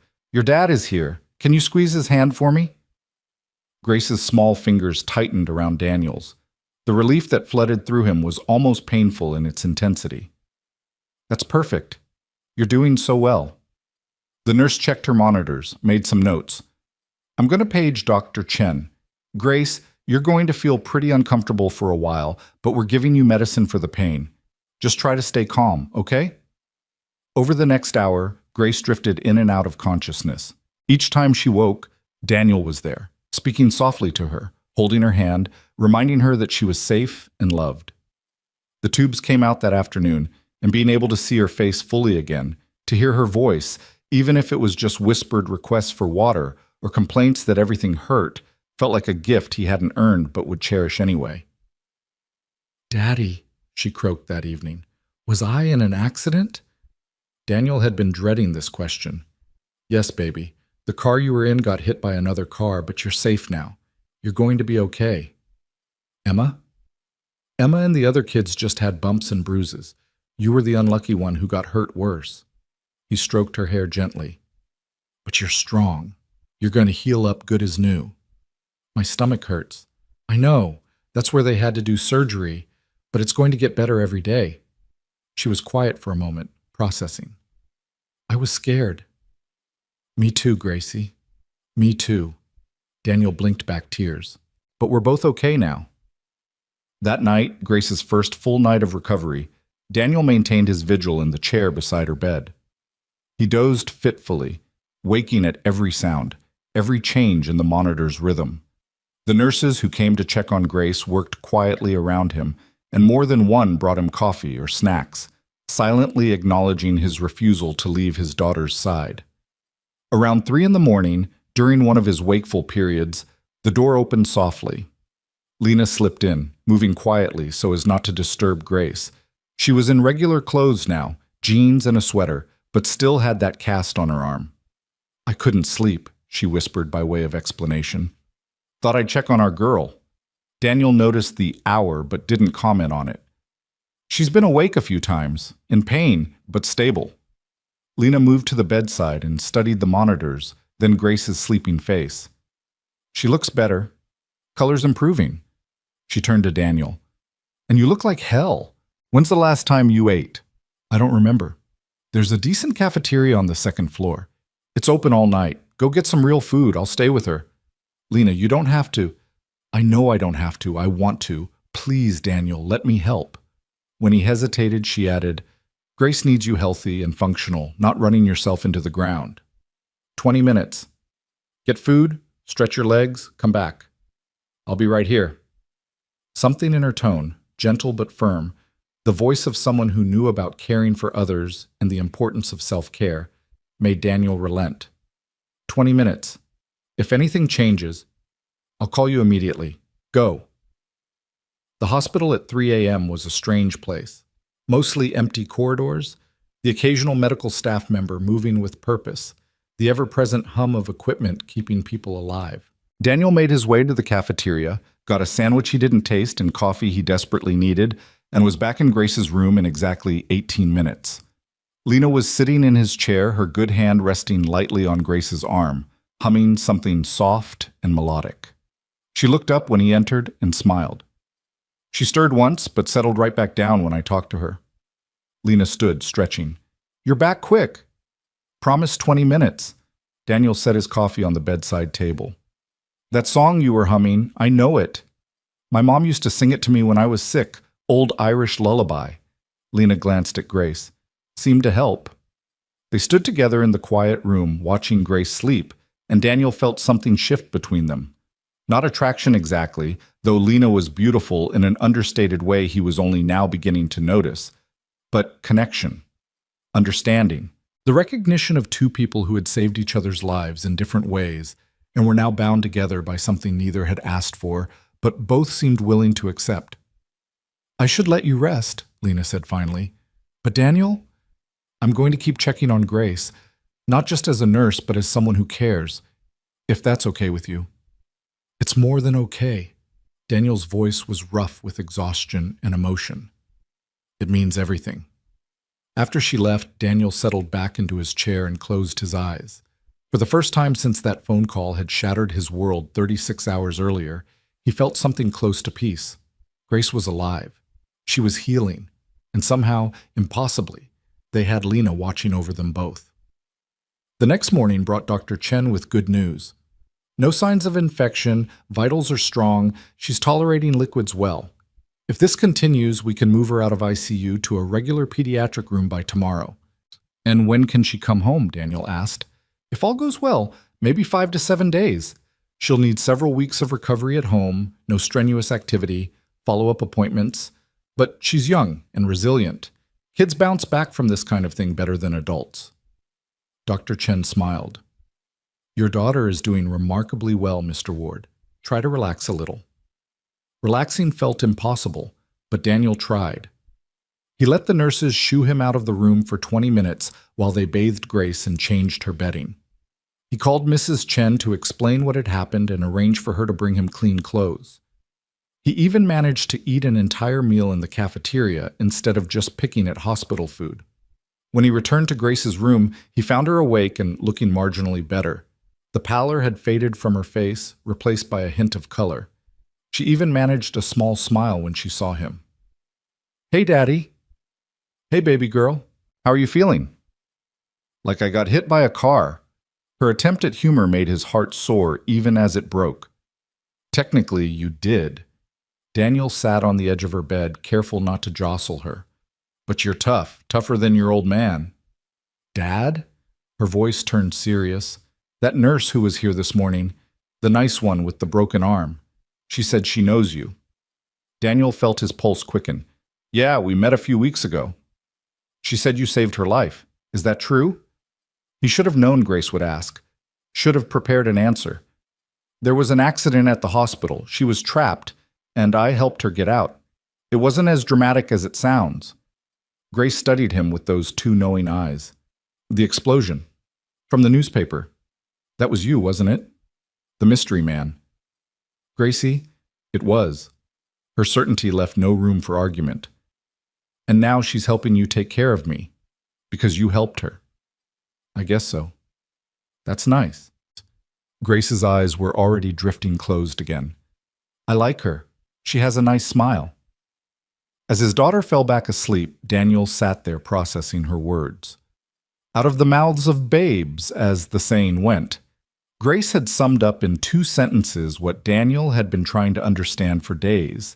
This strange symmetry of debt and grace, of lives saved and lives returned, of a connection that defied simple explanation. Over the next few days, a routine developed. Daniel stayed with Grace around the clock, only leaving her room for brief necessities. Mrs. Chen brought him changes of clothes and updates from home. Mike called to say his job was secure and not to worry about work until Grace was fully recovered. Emma's mother sent flowers and another tearful apology that Daniel accepted with more grace than he felt. And Lena came by every day, sometimes during her official shifts, checking Grace's vitals with professional efficiency. Other times during her off hours, bringing coloring books and puzzles to help entertain a bored 8-year-old who was feeling well enough to be restless, but not well enough to get out of bed. She never stayed long, never intruded, but her presence became something Daniel realized he was looking forward to, a bright spot in the long hospital days. Grace adored her. Nurse Lena became a frequent topic of conversation, and Daniel noticed his daughter's face light up whenever Lena appeared in the doorway. They had an easy rapport, Lena treating Grace neither like a baby nor like an adult, but with perfect 8-year-old respect. On the 4th day, while Grace was dozing and Lena was adjusting the flowers Mrs. Chen had brought, Daniel finally voiced what had been building inside him. "Why are you doing all this?" Lena looked up, surprised. "What do you mean?" "The extra visits, bringing Grace stuff, checking on her when you're not even on duty. You've gone way beyond what any nurse would do. Why?" She was quiet for a moment, her good hand resting on the edge of Grace's bed. "You really want to know?" "Yeah, I do. Because 3 weeks ago, I was lying under a steel beam, breathing in smoke, convinced I was going to die. And then this stranger appeared out of nowhere and refused to give up on me. Even though it was dangerous, even though he had every reason to save himself and run, he stayed. He lifted something that should have been impossible to lift. He carried me out of that fire. And then he disappeared before I could even learn his name." Lena's voice grew thick with emotion. "Do you have any idea what that does to a person, Daniel? Knowing that someone valued your life enough to risk their own? I spent 2 weeks trying to find you, not because I wanted to repay some debt, but because I needed to understand who you were. What kind of person does something like that? I told you before, I'm not anyone special. That's where you're wrong." She moved closer, her eyes locked on his. "You're special. You're a father who works himself to exhaustion to provide for his daughter. A man who runs toward danger instead of away from it. Someone who saves lives and then slips away like it means nothing." She glanced at Grace. "And when I found out your daughter was hurt, when I saw you in that waiting room looking like your world was ending, I couldn't not help. Because maybe this is how the universe balances things. You gave me my life back. Let me help protect yours." Daniel felt his throat tighten. "I don't deserve that kind of loyalty." "Yes, you do. You just don't know it yet." Lena smiled softly. "Besides, I really like your kid. She reminds me of myself at that age. Stubborn, curious, stronger than she looks." "She is all those things," Daniel agreed, his own smile breaking through. They fell into comfortable silence, both watching Grace sleep. Outside the window, Riverbend continued its daily rhythms, but in this room, time felt suspended, a pocket of peace carved out of chaos. On the 6th day, Dr. Chen gave them the news they'd been waiting for. "Grace is ready to go home. Continue the antibiotics. No heavy lifting or strenuous activity for at least 4 weeks. Follow-up appointment in 1 week. Any questions?" Daniel had 1,000 questions, but they all boiled down to one. "She's really okay? Completely?" "She will be. Kids are resilient, Mr. Ward. By Christmas, this will just be a story she tells her friends." Dr. Chen shook his hand. "You did good getting her here so fast. That made all the difference."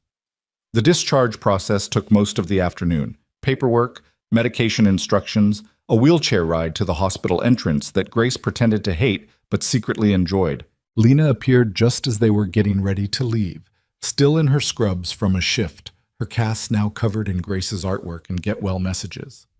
"Couldn't let you leave without saying goodbye," she said, crouching down to Grace's level. "You're one tough cookie, kid. Take care of that dad of yours, okay?" "Will you come visit us?"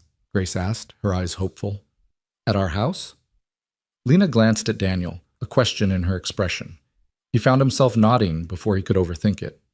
Yeah, you should come by for dinner or something when you're free. I'd like that.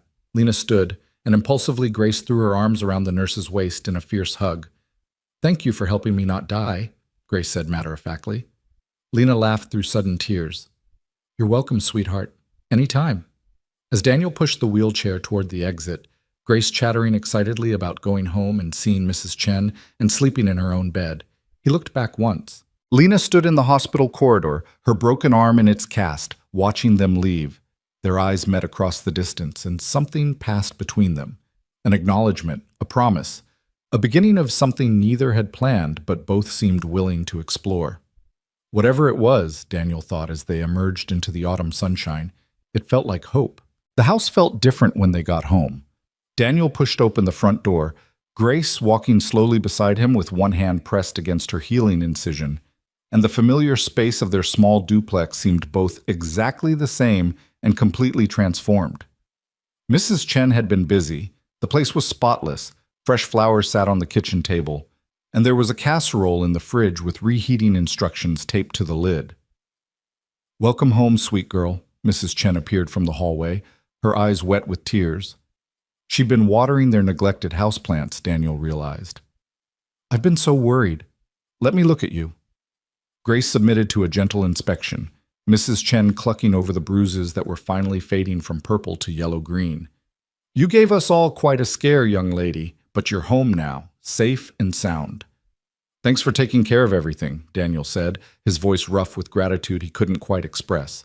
In the past week, he'd learned exactly how much he relied on the kindness of others. Mrs. Chen watching the house, Mike holding his job, the hospital staff going above and beyond, and Lena, always Lena, appearing when he needed her most. Don't be silly. This is what neighbors do. Mrs. Chen gathered her things. I made enough casserole for 3 days. There's also soup in the freezer and bread in the bread box. You just focus on getting this little one healthy again. After she left, Daniel helped Grace settle on the couch with pillows arranged to support her back. She looked so small against the cushions, still pale despite her improvement, dark circles under her eyes that spoke of pain and interrupted sleep. But she was home, she was alive. Everything else was details. Can I watch TV? Grace asked hopefully. You can do whatever you want today. Daniel tucked a blanket around her. Within reason. No skateboarding or rock climbing. She giggled, the first real laugh he'd heard from her since before the accident. Dad, I can barely walk to the bathroom. Give it time. You'll be back to normal before you know it. He hoped that was true. Dr. Chen had been optimistic, but Daniel had seen the discharge papers, the long list of potential complications to watch for. What do you want to watch? They spent the afternoon on the couch together, Grace drifting in and out of sleep while animated movies played on the TV. Daniel found himself studying her face during the quiet moments, memorizing the curve of her cheek, the way her eyelashes rested against her skin, the small scar above her eyebrow that would fade but never completely disappear. She'd carry that mark forever, a reminder of how close he'd come to losing her. Around 5, Daniel's phone buzzed with a text. He'd been getting them periodically since Grace's discharge. Mike checking in, misses it. Chen asking if they needed anything, Emma's mother sending another guilt-laden message. But this one made his heart skip. How's the patient doing? Did she survive the car ride home? Lena. Daniel smiled despite himself and typed back, She's good. Tired, but happy to be in her own space. Thanks for checking. The response came quickly. I'm glad. Tell her I said hi. And Daniel? Don't forget to take care of yourself too. He stared at that last line longer than necessary. When was the last time someone had said something like that to him? Not about being strong for Grace or managing the household or dealing with responsibilities, but actually taking care of himself? Jennifer used to say it, back before cancer made her the one who needed caring for. Since then, it had been just him and Grace against the world, and his own needs had fallen so far down the priority list they'd practically disappeared. Who are you texting? Grace's sleepy voice pulled him from his thoughts. Just Nurse Lena. She wanted to make sure you got home okay. She's nice. Grace shifted carefully, wincing. Dad, can I ask you something? Anything, baby. Are you and Lena friends now? The question surprised him. I guess so. Why? Because you smile different when you talk about her, like how you smile in the pictures with Mom. Daniel's breath caught. Grace rarely mentioned Jennifer. She'd only been 5 when her mother died, and her memories were fragmentary at best. That's a pretty big observation, Gracie. Mrs. Chen says I'm perceptive. That means I notice stuff. Grace watched him with those 2 wise eyes. It's okay if you like her, Dad. I like her too. She has kind eyes. Mom would have had kind eyes too, right? Your mom had the kindest eyes I ever saw. Daniel pulled Grace closer, careful of her incision. And yeah, Lena does have kind eyes. But honey, we barely know each other. We're just connected because of some unusual circumstances. The explosion, and then me almost dying. Those are pretty unusual. Grace yawned. I'm just saying, it's okay. You don't have to be alone forever. She fell back asleep before Daniel could formulate a response, leaving him to sit there in the gathering dusk, his daughter warm against his side, processing words that felt far too mature for an 8-year-old to speak. But Grace had always been like that, old beyond her years, forced to grow up faster by circumstances neither of them could control. The days settled into a new rhythm. Daniel took a leave of absence from work. Mike had been surprisingly understanding, even helping him file for emergency family leave. Money would be tight, but Grace needed him home, needed help with everything from bathing to walking to the bathroom. The independence she'd been so proud of had been stripped away by the accident, and Daniel watched her frustration grow as her body refused to cooperate with her will. I hate this, she said on the 3rd day home, after Daniel had to help her get dressed because bending over made her incision pull. I feel like a baby. You're recovering from major surgery. Give yourself some grace. Daniel finished tying her shoes. Last week you couldn't even sit up on your own. Now you're walking around. That's progress, Gracie. Slow progress. Still progress.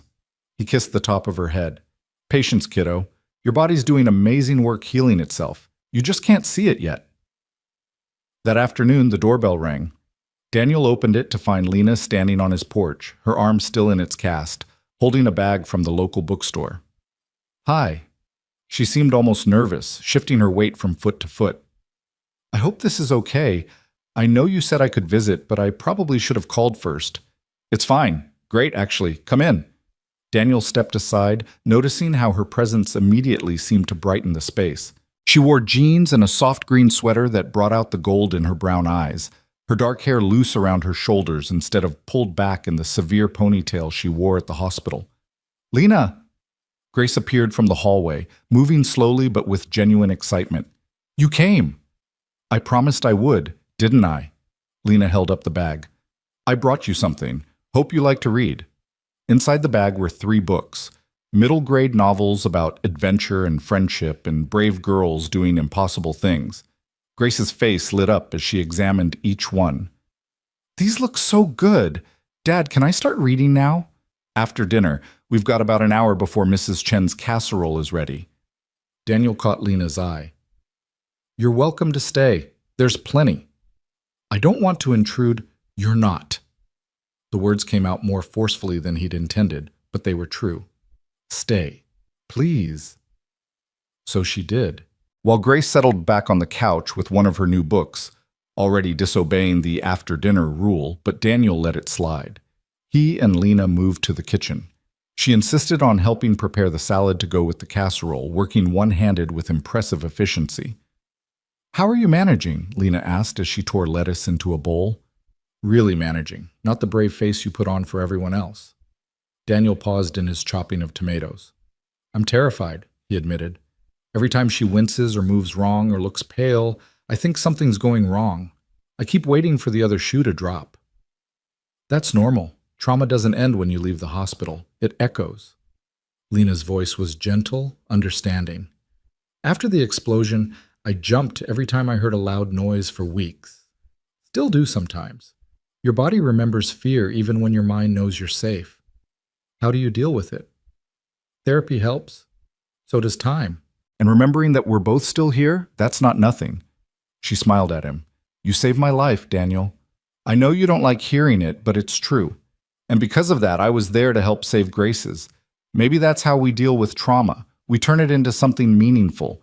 We let it connect us instead of isolate us.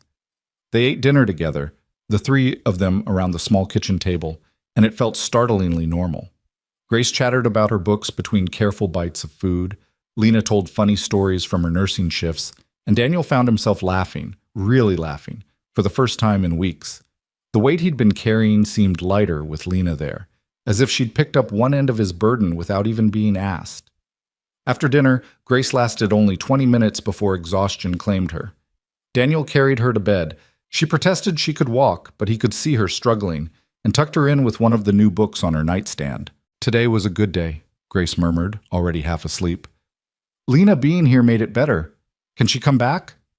"If she wants to. It's up to her, baby." "She wants to, I can tell." Grace's eyes drifted shut. "She looks at you the way you look at her."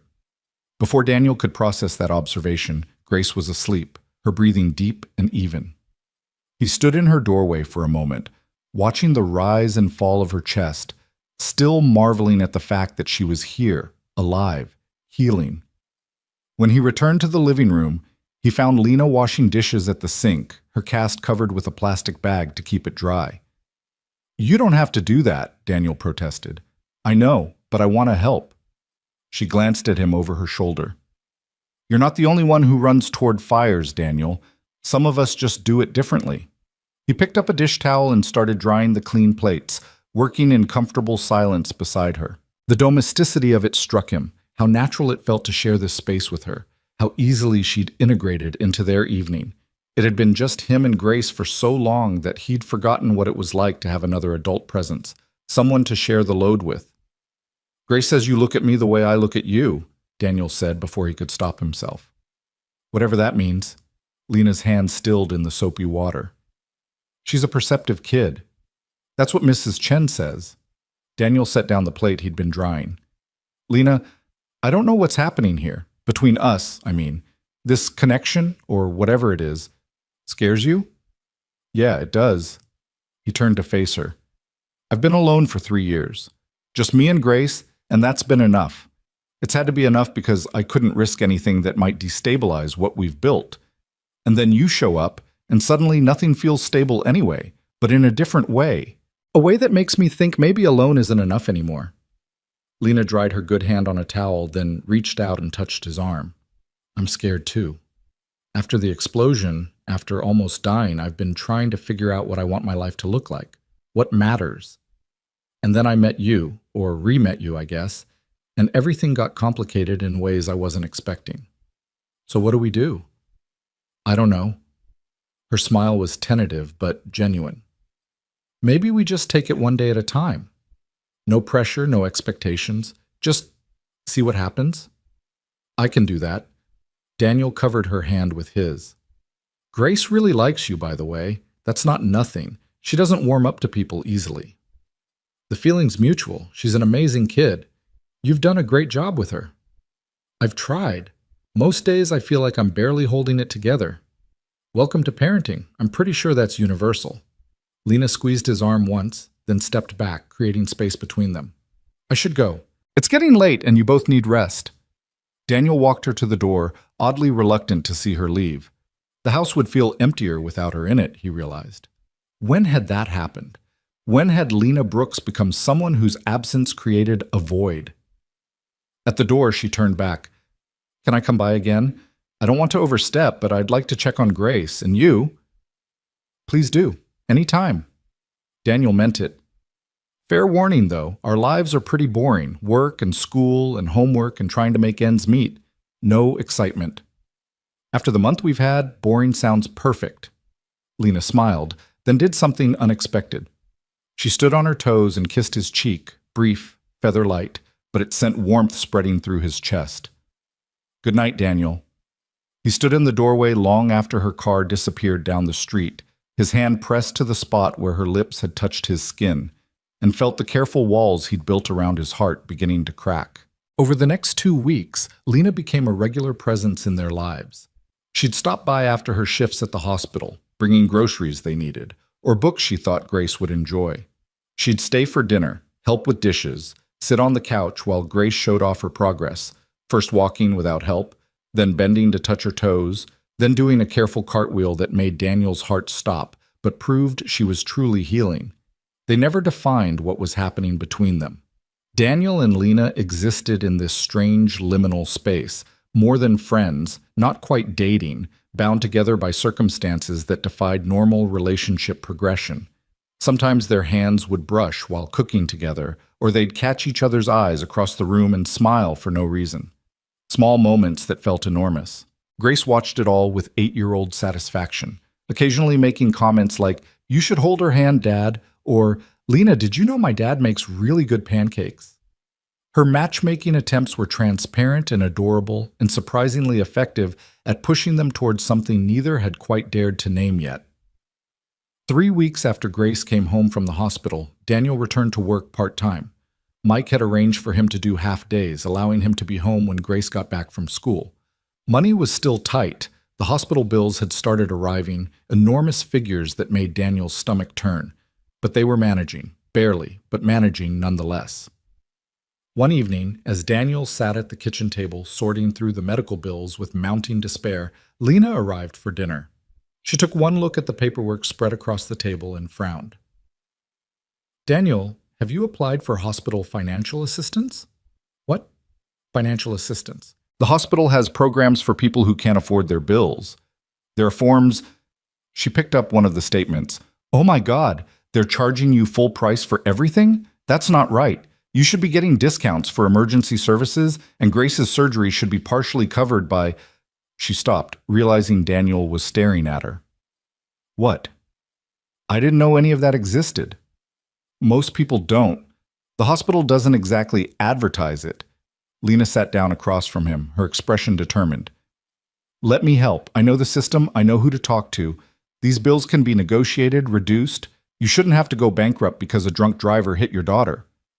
"Lena, I can't ask you to You're not asking. I'm offering." She reached across the table and took his hand. "Please let me help. You saved my life. Let me save your financial future." Over the next few days, Lena worked magic. She made calls, filled out paperwork, negotiated with billing departments using insider knowledge and professional courtesy. She got Grace's surgery costs reduced by 60%, had the emergency room fees waived entirely, and set up a payment plan for the remaining balance that Daniel could actually manage. "How did you do that?" he asked, staring at the revised bills in disbelief. "I told you, I know the system, and I know people." Lena smiled. "Also, I may have mentioned in passing that you're the hero who saved multiple lives during the explosion. That bought you some goodwill." "I'm not a hero. We've had this argument before. I won then, too." She leaned against the counter, looking pleased with herself. "Accept the help, Daniel. Let yourself be saved for once." That weekend, Daniel finally did something he'd been avoiding. He invited Lena to stay the whole day, not just for dinner, but for breakfast and lunch and everything in between.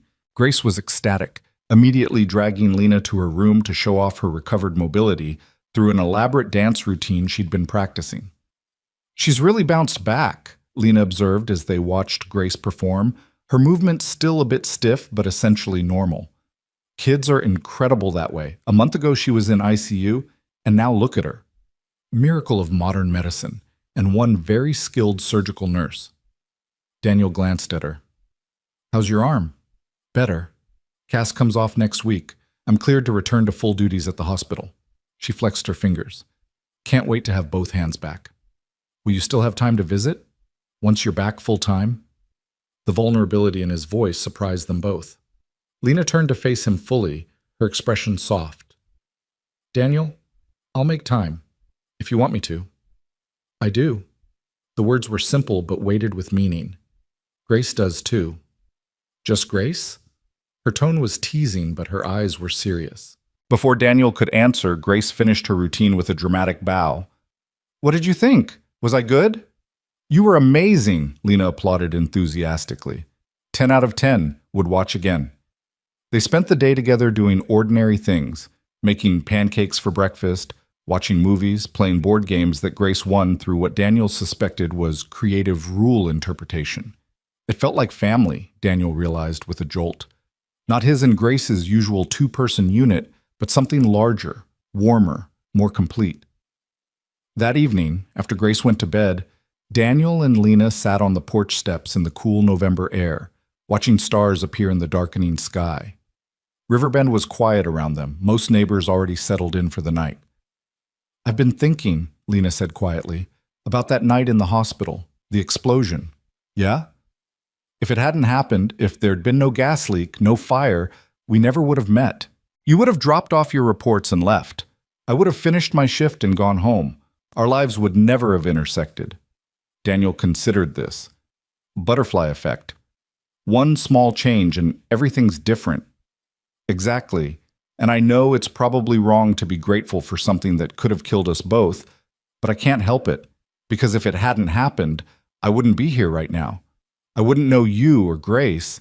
My life would be smaller, emptier, and I wouldn't even know what I was missing. I feel the same way. Daniel reached out and took her hand, not the brief, casual touches they'd shared before, but deliberately, intentionally. About the accident with Grace, it was the worst night of my life, but it brought you into our lives in a way that nothing else could have. And I can't regret that, even though I wish Grace had never been hurt. Lena's fingers intertwined with his. We're a mess, aren't we? Bonding over trauma and near-death experiences. Maybe, but we're a mess together. Daniel turned to look at her, really look at her. In the porch light, her face was soft, beautiful, open in a way he hadn't seen before. "Lena, I don't know how to do this. Haven't dated since Jennifer. Haven't even thought about it. But with you, I want to try. If you're willing to be patient with someone who's completely out of practice." "I'm willing." She smiled, then leaned her head against his shoulder. "We'll figure it out together. No rush, no pressure. Just us, taking it one day at a time." They sat there for a long time, hands clasped, watching the stars wheel overhead in their ancient patterns. Inside, Grace slept peacefully, healing more every day. Around them, Riverbend dreamed its small-town dreams. And in the space between heartbeats, Daniel felt something he hadn't experienced in 3 long years. Hope for a future that included more than just survival. The following week brought Lena's cast removal. Daniel and Grace met her at the hospital after the appointment, finding her in the lobby, flexing her newly freed arm with a look of pure joy. "Freedom," she announced dramatically. "I can type with both hands again. I can tie my own shoes. I can—" She stopped, noticing them watching her with matching grins. "What?" "You're adorable when you're excited," Daniel said before he could stop himself. Lena blushed, but looked pleased. "Well, I'm extremely excited. This cast was driving me crazy. Come on, let's celebrate. Ice cream on me." They went to a small parlor near the hospital, the kind of old-fashioned place with checkered floors and a jukebox in the corner. Grace ordered a sundae large enough for 3 people. Lena got mint chocolate chip, and Daniel stuck with vanilla because some things didn't need to be complicated. "So," Grace said around a mouthful of ice cream, "are you guys dating now?" Daniel choked on his vanilla. Lena laughed, apparently unbothered by the 8-year-old's directness. "That's a good question, Grace. What do you think?" Lena looked at Daniel, one eyebrow raised in challenge. "I think," Daniel said carefully, "that we're taking things slow and figuring out what we mean to each other." "That's adult speak for yes," Grace informed Lena sagely. "He does this thing where he uses too many words instead of just saying what he means." "I've noticed." Lena's eyes sparkled with amusement. "Your dad's very careful with words. It's actually kind of sweet." "It's weird," Grace countered, but she was smiling. "But I like you being around, Lena. You make Dad smile more. And you brought me good books, so I vote yes on the dating thing." "I'm so glad we have your approval," Daniel said dryly, but he was fighting back a grin. "You should be. I'm very discerning." Grace took another enormous bite of sundae. "That means picky. Mrs. Chen taught me that word." Later, after they'd dropped Grace at home with Mrs. Chen, she had homework to finish, and they were going out for just an hour, Daniel had explained, feeling oddly guilty about leaving her even for that short time. Daniel drove Lena to the overlook on the east side of town. Riverbend spread out below them, its lights twinkling in the gathering dusk. "I used to come here with Jennifer," Daniel said quietly, staring out at the view. "Back when we were dating, before Grace. We'd sit in the truck bed and talk for hours about everything and nothing." "You don't talk about her much," Lena observed. "Your wife." It's hard. She was. Daniel paused, searching for words. She was everything. My best friend, my partner, the best mom Grace could have asked for. And then she got sick, and it happened so fast. By the time they diagnosed the cancer, it had already spread. 9 months from diagnosis to... He couldn't finish the sentence. Lena took his hand. I'm so sorry. The worst part was watching her worry about us. She was dying, and she spent her last weeks making sure I knew how to do Grace's hair, writing birthday cards for years in the future, recording video messages for all the milestones she'd miss. She faced death by trying to make sure we'd be okay without her. And have you been? Okay? Daniel thought about it. Surviving, mostly. Taking care of Grace, working, paying bills, going through the motions. I loved Jennifer with everything I had, and when she died, part of me died too. I didn't think I'd ever feel anything like that again. Didn't want to, honestly. It hurt too much. And now? Lena's voice was barely a whisper. Now I'm terrified. Daniel turned to face her. Because I'm starting to feel things again, Lena. For you, and I don't know if I'm ready. Don't know if I'll ever be ready. But I also don't want to let fear stop me from living, because that's not what Jennifer would have wanted. She wrote me a letter, made me promise not to read it until a year after she died. In it, she said, don't you dare shut yourself away. Find someone who makes you laugh, who loves Grace, who reminds you that life is still worth living. I want you to be happy, Danny. Promise me you'll try. Tears streamed down Daniel's face. He hadn't cried like this since Jennifer's funeral, but somehow, with Lena, it felt safe. She pulled him close, and he buried his face in her shoulder, letting out 3 years of grief and loneliness and desperate, exhausted strength that had finally found a safe place to break. I'm not asking you to replace her, Lena said when his tears finally subsided. I could never do that, and I wouldn't want to try. Jennifer will always be Grace's mom, always be part of your history. But Daniel, there's room in your heart for both grief and new joy. They can exist together. How are you so wise? Daniel pulled back, wiping his eyes self-consciously. Catholic upbringing and a minor in psychology. She smiled, then grew serious. But mostly, I just know what it's like to be given a second chance at life. That explosion could have killed me. Instead, it led me to you. I'm not wasting this chance, Daniel. I'm not wasting this connection, whatever it becomes, however long it takes. I'm in. If you'll have me. Daniel looked at her, really looked at this woman who'd crashed into his life through smoke and fire and accident, who'd saved his daughter, who'd saved him too, in ways he was only beginning to understand. And he realized that being ready wasn't about no longer loving Jennifer. It was about honoring her memory by choosing to live fully, to open his heart to possibility, to be brave enough to risk pain for the chance at joy. I'll have you, he said simply, if you'll be patient with me, if you'll understand that some days will be harder than others, if you'll love Grace as fiercely as I do. Those are the easiest promises I've ever made. Lena cupped his face in both hands, newly freed from the cast that had marked her healing, and kissed him. Soft at first, tentative, then deeper as 3 years of loneliness met weeks of growing connection. When they finally pulled apart, both breathing hard, Daniel rested his forehead against hers. So we're really doing this, dating, whatever comes next? We're really doing this. Lena laughed, the sound pure and joyful. Fair warning, I'm a terrible cook. I work weird hours and I cry at dog food commercials. I burn toast, I overthink everything, and I come with an 8-year-old who will absolutely interrogate you about your intentions. Daniel grinned. Still in? Still in. She kissed him again, quick and sweet. Now take me home so we can tell Grace that yes, we're officially dating. I want to see her face. Grace's face, when they told her later that evening, was pure triumph. I knew it. I told you, Dad. I told you she liked you. You're very smart, Lena agreed solemnly. Clearly the brains of this operation. Obviously. Grace bounced on the couch, then winced slightly, still healing, still careful. Does this mean you'll be here more? Like, all the time? Not all the time, Lena said. I have my own place, my own job, but yes, I'll be around more, if that's okay with you. It's very okay. Grace looked between them, her expression suddenly vulnerable. I don't really remember my mom. Dad talks about her sometimes, and there are pictures, but I was too little. Is it bad that I'm excited about you being here? Like, am I betraying her or something? Daniel's heart cracked open. He knelt in front of his daughter, taking both her hands. Oh, Gracie, no, never. Your mom would be so happy that you're letting someone else love you. That's not betrayal. That's the opposite. That's living, which is what she wanted most for both of us. Lena, Grace turned to her. Did you know my mom? No, sweetheart, I didn't.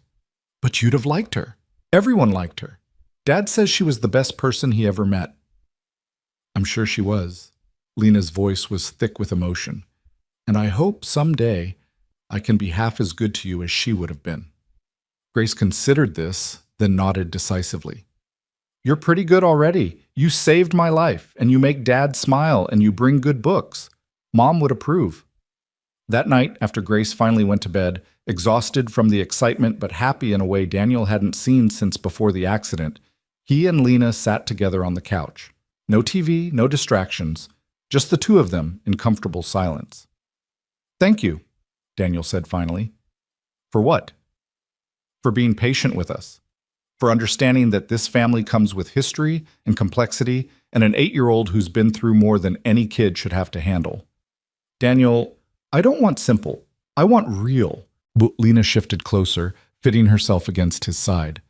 This, you and Grace, and yes, even Jennifer's memory, this is real. This matters. And after almost dying in that fire, after realizing how fragile and precious life is, I'm done settling for anything less than what matters. They stayed like that for a long time, wrapped in each other's warmth, listening to the quiet sounds of the house settling around them. Outside, Riverbend slept. Inside, a family was slowly, carefully, rebuilding itself into something new and beautiful. The weeks that followed felt like learning to breathe again after being underwater too long. Daniel returned to full-time work, though Mike had been understanding enough to let him adjust his schedule so he could drop Grace at school and be home when she got back. The medical bills, thanks to Lena's intervention, had become manageable. Still significant, but no longer the suffocating weight that had threatened to drown them. And Grace, miraculous Grace, was healing more every day, her body remembering how to be 8 years old instead of a trauma patient. But it was the small moments that Daniel treasured most. Coming home to find Lena already there, helping Grace with homework at the kitchen table. The way his daughter's face lit up when she heard Lena's car in the driveway. The casual intimacy of Lena keeping a toothbrush in his bathroom, of her laughter filling spaces that had been silent too long. Yet underneath the growing happiness, Daniel carried a persistent anxiety he couldn't quite name. It manifested in small ways. Checking Grace's breathing at night even though she was perfectly healthy, tensing whenever his phone rang with an unknown number, the way his heart would race if Lena was even 10 minutes late. He'd almost lost everything twice in the span of a month. Some part of him was waiting for the universe to complete the trifecta. It was Lena who finally called him on it, 3 months after Grace came home from the hospital. They were cooking dinner together. She was attempting to make her grandmother's lasagna while Daniel prepared garlic bread, when he dropped a glass. It shattered across the kitchen floor, and Daniel froze, staring at the fragments like they held some prophetic meaning. Hey, Lena touched his arm gently. It's just a glass. We'll clean it up. Right, yeah, sorry. But his hands were shaking as he reached for the broom. Daniel, stop. She took the broom from him and set it aside. What's going on? And don't say nothing. You've been jumpy for weeks. He leaned against the counter, suddenly exhausted. I keep waiting for something to go wrong, for the other shoe to drop. It feels like things are too good, and that means something bad is coming. That's trauma talking. Lena's voice was gentle but firm. After everything that's happened, your brain is trying to protect you by expecting the worst. But Daniel, that's not how life works. Bad things happening doesn't mean more bad things are inevitable. Doesn't it, though? The words burst out of him. Jennifer got sick and died. The hospital exploded while I was there. Grace almost died in that accident. What if I'm cursed? What if everyone I love is in danger just by being near me? Stop. Lena moved closer, taking both his hands. Listen to me. None of those things were your fault. Cancer isn't a curse, it's a disease. The explosion was a gas leak, not cosmic punishment. And a drunk driver hit the car Grace was in. That had nothing to do with you. You're not cursed. You're just a man who's been through hell and is still standing. Barely standing. Still counts. She squeezed his hands. Daniel, I need you to hear this. What happened to us? The explosion, meeting each other, Grace's accident, me being there for her surgery. That wasn't about debt or fate or some cosmic ledger being balanced. That was about two people who chose to be brave in impossible moments. You chose to run into that fire. I chose to scrub into that surgery. Those were choices, not destiny. Then why does it feel like we're connected by something bigger than choice? Because trauma bonds people in ways normal circumstances don't. We saw each other at our most vulnerable. That creates intimacy whether we want it or not. Lena paused, then added quietly, but what we're building now, that's choice too. Every day I come here, every time we decide to try this relationship, despite how complicated it is, those are choices. And they matter more than any supposed cosmic connection. Daniel pulled her close, burying his face in her hair.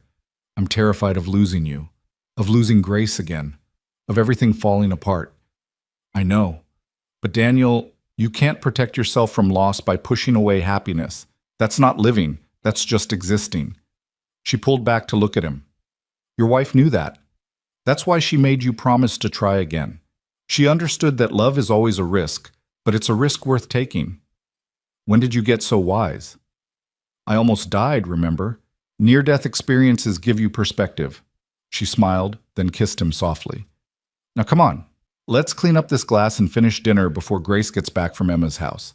And Daniel, consider talking to someone, a therapist.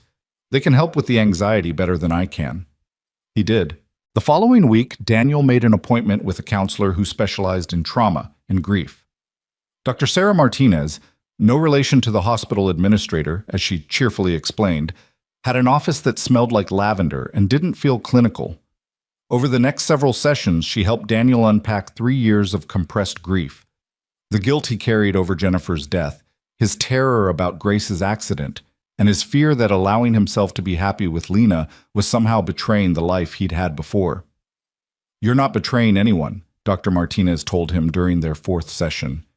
You're honoring your wife by living the life she wanted for you, by being a present father to Grace, by opening your heart to someone new. That takes tremendous courage. It doesn't feel courageous. It feels terrifying. Most courage does. She smiled. But you're doing the work, Daniel. That matters. The work, he discovered, was harder than any construction job he'd ever done. Examining his fears, acknowledging his trauma, learning to sit with uncomfortable emotions instead of pushing them down, all of it required a different kind of strength than he was used to. But slowly, session by session, the constant anxiety began to loosen its grip. Meanwhile, life continued its forward motion. Grace returned to school full-time, her physical therapy completed, her scar fading to a thin white line that she'd taken to calling her warrior mark. She and Lena had developed their own relationship, separate from Daniel, inside jokes, shopping trips for books, long conversations about topics Daniel only half understood. Watching them together filled him with a joy so profound it sometimes hurt. One Saturday in early December, Lena suggested they all go Christmas shopping together. Grace was ecstatic, already making lists of decorations they needed and presents she wanted to buy for her friends. Daniel was less enthusiastic, crowds and holiday music and the financial stress of presents, but he agreed because seeing his daughter's excitement was worth any discomfort. The mall was predictably packed, decorated within an inch of its life, playing an endless loop of carols that would be stuck in Daniel's head for days. But Grace dragged them from store to store with infectious enthusiasm, and even Daniel found himself getting into the spirit. Lena had a knack for finding the perfect gifts, pointing out things people would actually want instead of obligatory presents. They were in a bookstore, Grace's favorite destination, when Daniel noticed Lena had disappeared. He found her near the back, staring at a children's book with tears in her eyes. Hey, what's wrong? She showed him the cover. The Velveteen Rabbit. My mom used to read this to me every night when I was Grace's age. I haven't thought about it in years, but seeing it just now... She wiped her eyes. Sorry, I'm being silly. You're not. Daniel pulled her close, not caring that they were in a crowded bookstore. You should get it for yourself. I'm 32. I don't need children's books. Says who? He picked up the book and added it to their basket before she could protest. Sometimes we need reminders of the things that made us feel safe when we were young. Later, in the food court while Grace was occupied with chicken nuggets, Lena reached across the table and took Daniel's hand. I need to tell you something. His stomach dropped. Those words never preceded good news. Okay. The hospital offered me a position in their new surgical wing. It's a promotion, lead surgical nurse, better pay, better hours. But it would mean more responsibility, more time at work, especially the first 6 months while we're setting everything up. That's amazing, Lena. Congratulations. Daniel meant it, even as part of him wondered what this would mean for them. I haven't accepted yet, because I wanted to talk to you first. She squeezed his hand. This relationship, what we're building with you and Grace, it matters to me. A lot. And I don't want to take a job that might make me too busy to be present for you both. So I'm asking what you think. Honestly. Daniel was quiet for a moment, processing. Jennifer had given up her career aspirations to take care of Grace when she was small, and she'd never complained, but he'd always wondered if she'd regretted it. If, in some way, cancer had robbed her of more than just years, it had stolen the chance to discover what she might have become. I think, he said slowly, that you should take the job. Not because I don't want you around. I do, more than you know. But because you earned this, Lena. You're brilliant at what you do, and you deserve to be recognized for it. We'll figure out the time management. Grace and I have been a 2-person team for 3 years. We can handle you being busy sometimes. You're sure? I'm sure. He smiled. Besides, Grace will be insufferable if she finds out we held you back from your dream job. She already thinks you walk on water. What about you? Lena's voice was soft, vulnerable. What do you think of me? I think, Daniel said, aware that Grace was at the next table and could probably hear him but not caring, that I'm falling in love with you, and I think that terrifies me and thrills me in equal measure. And I think that you've made our lives infinitely better just by being in them. Lena's eyes filled with tears, happy ones this time. I'm falling in love with you too, both of you. Is that too fast? We've only been officially dating for 3 months. After what we've been through, nothing's too fast. Daniel kissed her hand. Take the job, Lena. Chase your dreams. We'll be here cheering you on. She accepted the position the following Monday. The celebration dinner they had that night felt like more than just marking her promotion. It felt like a turning point, a commitment to building a life together that honored everyone's dreams and needs. But the universe, as Daniel had learned, had its own timeline for teaching lessons. 2 weeks before Christmas, Grace came down with what they initially thought was a simple flu. She was tired, running a low fever, complaining of stomach pain. Daniel gave her children's Tylenol and kept her home from school, expecting it to pass in a few days like childhood illnesses usually did. By day 3, she wasn't improving. If anything, she seemed worse, pale, listless, barely eating. The fever persisted despite medication. Maybe it's related to her surgery, Lena suggested when she stopped by after her shift. She'd been checking on Grace multiple times a day, her medical training making her more observant than Daniel. There could be complications from the splenectomy. We should take her in, just to be safe. The words "take her in" sent ice through Daniel's veins. He'd promised himself he'd never have to watch Grace wheeled through hospital doors again, but he also trusted Lena's instincts. They took Grace to the emergency room that evening. The same emergency room where Daniel had received the worst phone call of his life 3 months earlier.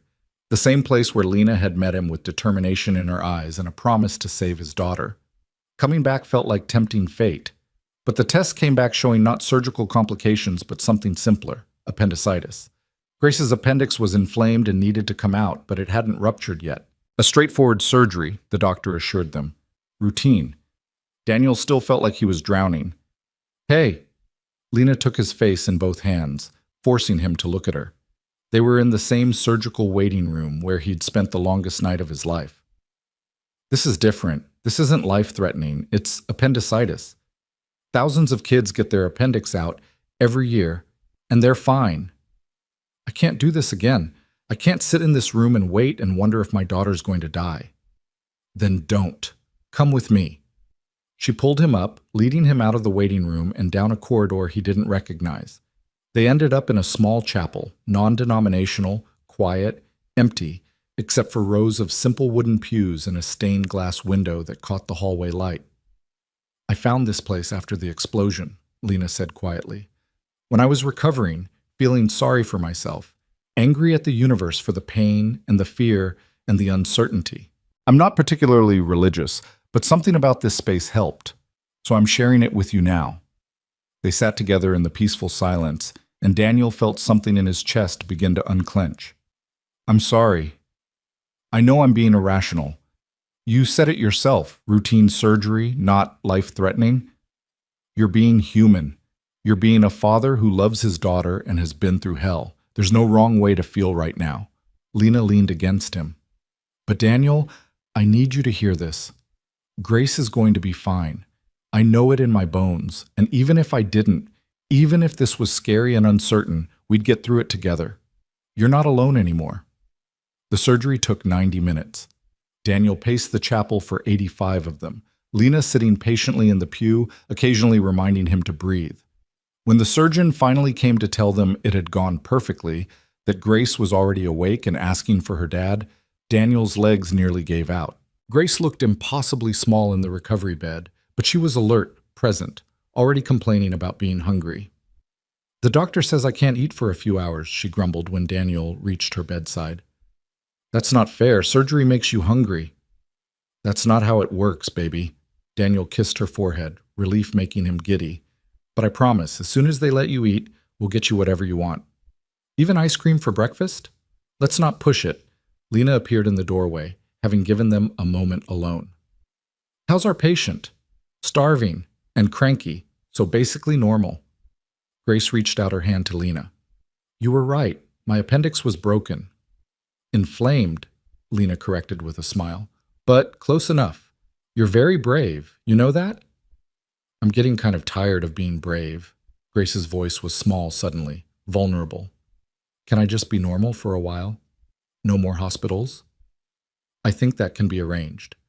Daniel looked at Lena, who nodded in agreement. No more hospital visits unless they're social calls to see Lena at work. Deal? Deal. They brought Grace home the next afternoon, a completely different experience from her discharge after the accident. She walked out on her own, only slightly tender around her new incision, already making plans for how to describe this adventure to her friends at school. Daniel drove home slowly, carefully, while Lena sat in back with Grace, the two of them arguing amiably about which Christmas movie they should watch that evening. As Daniel pulled into their driveway, something shifted in his chest.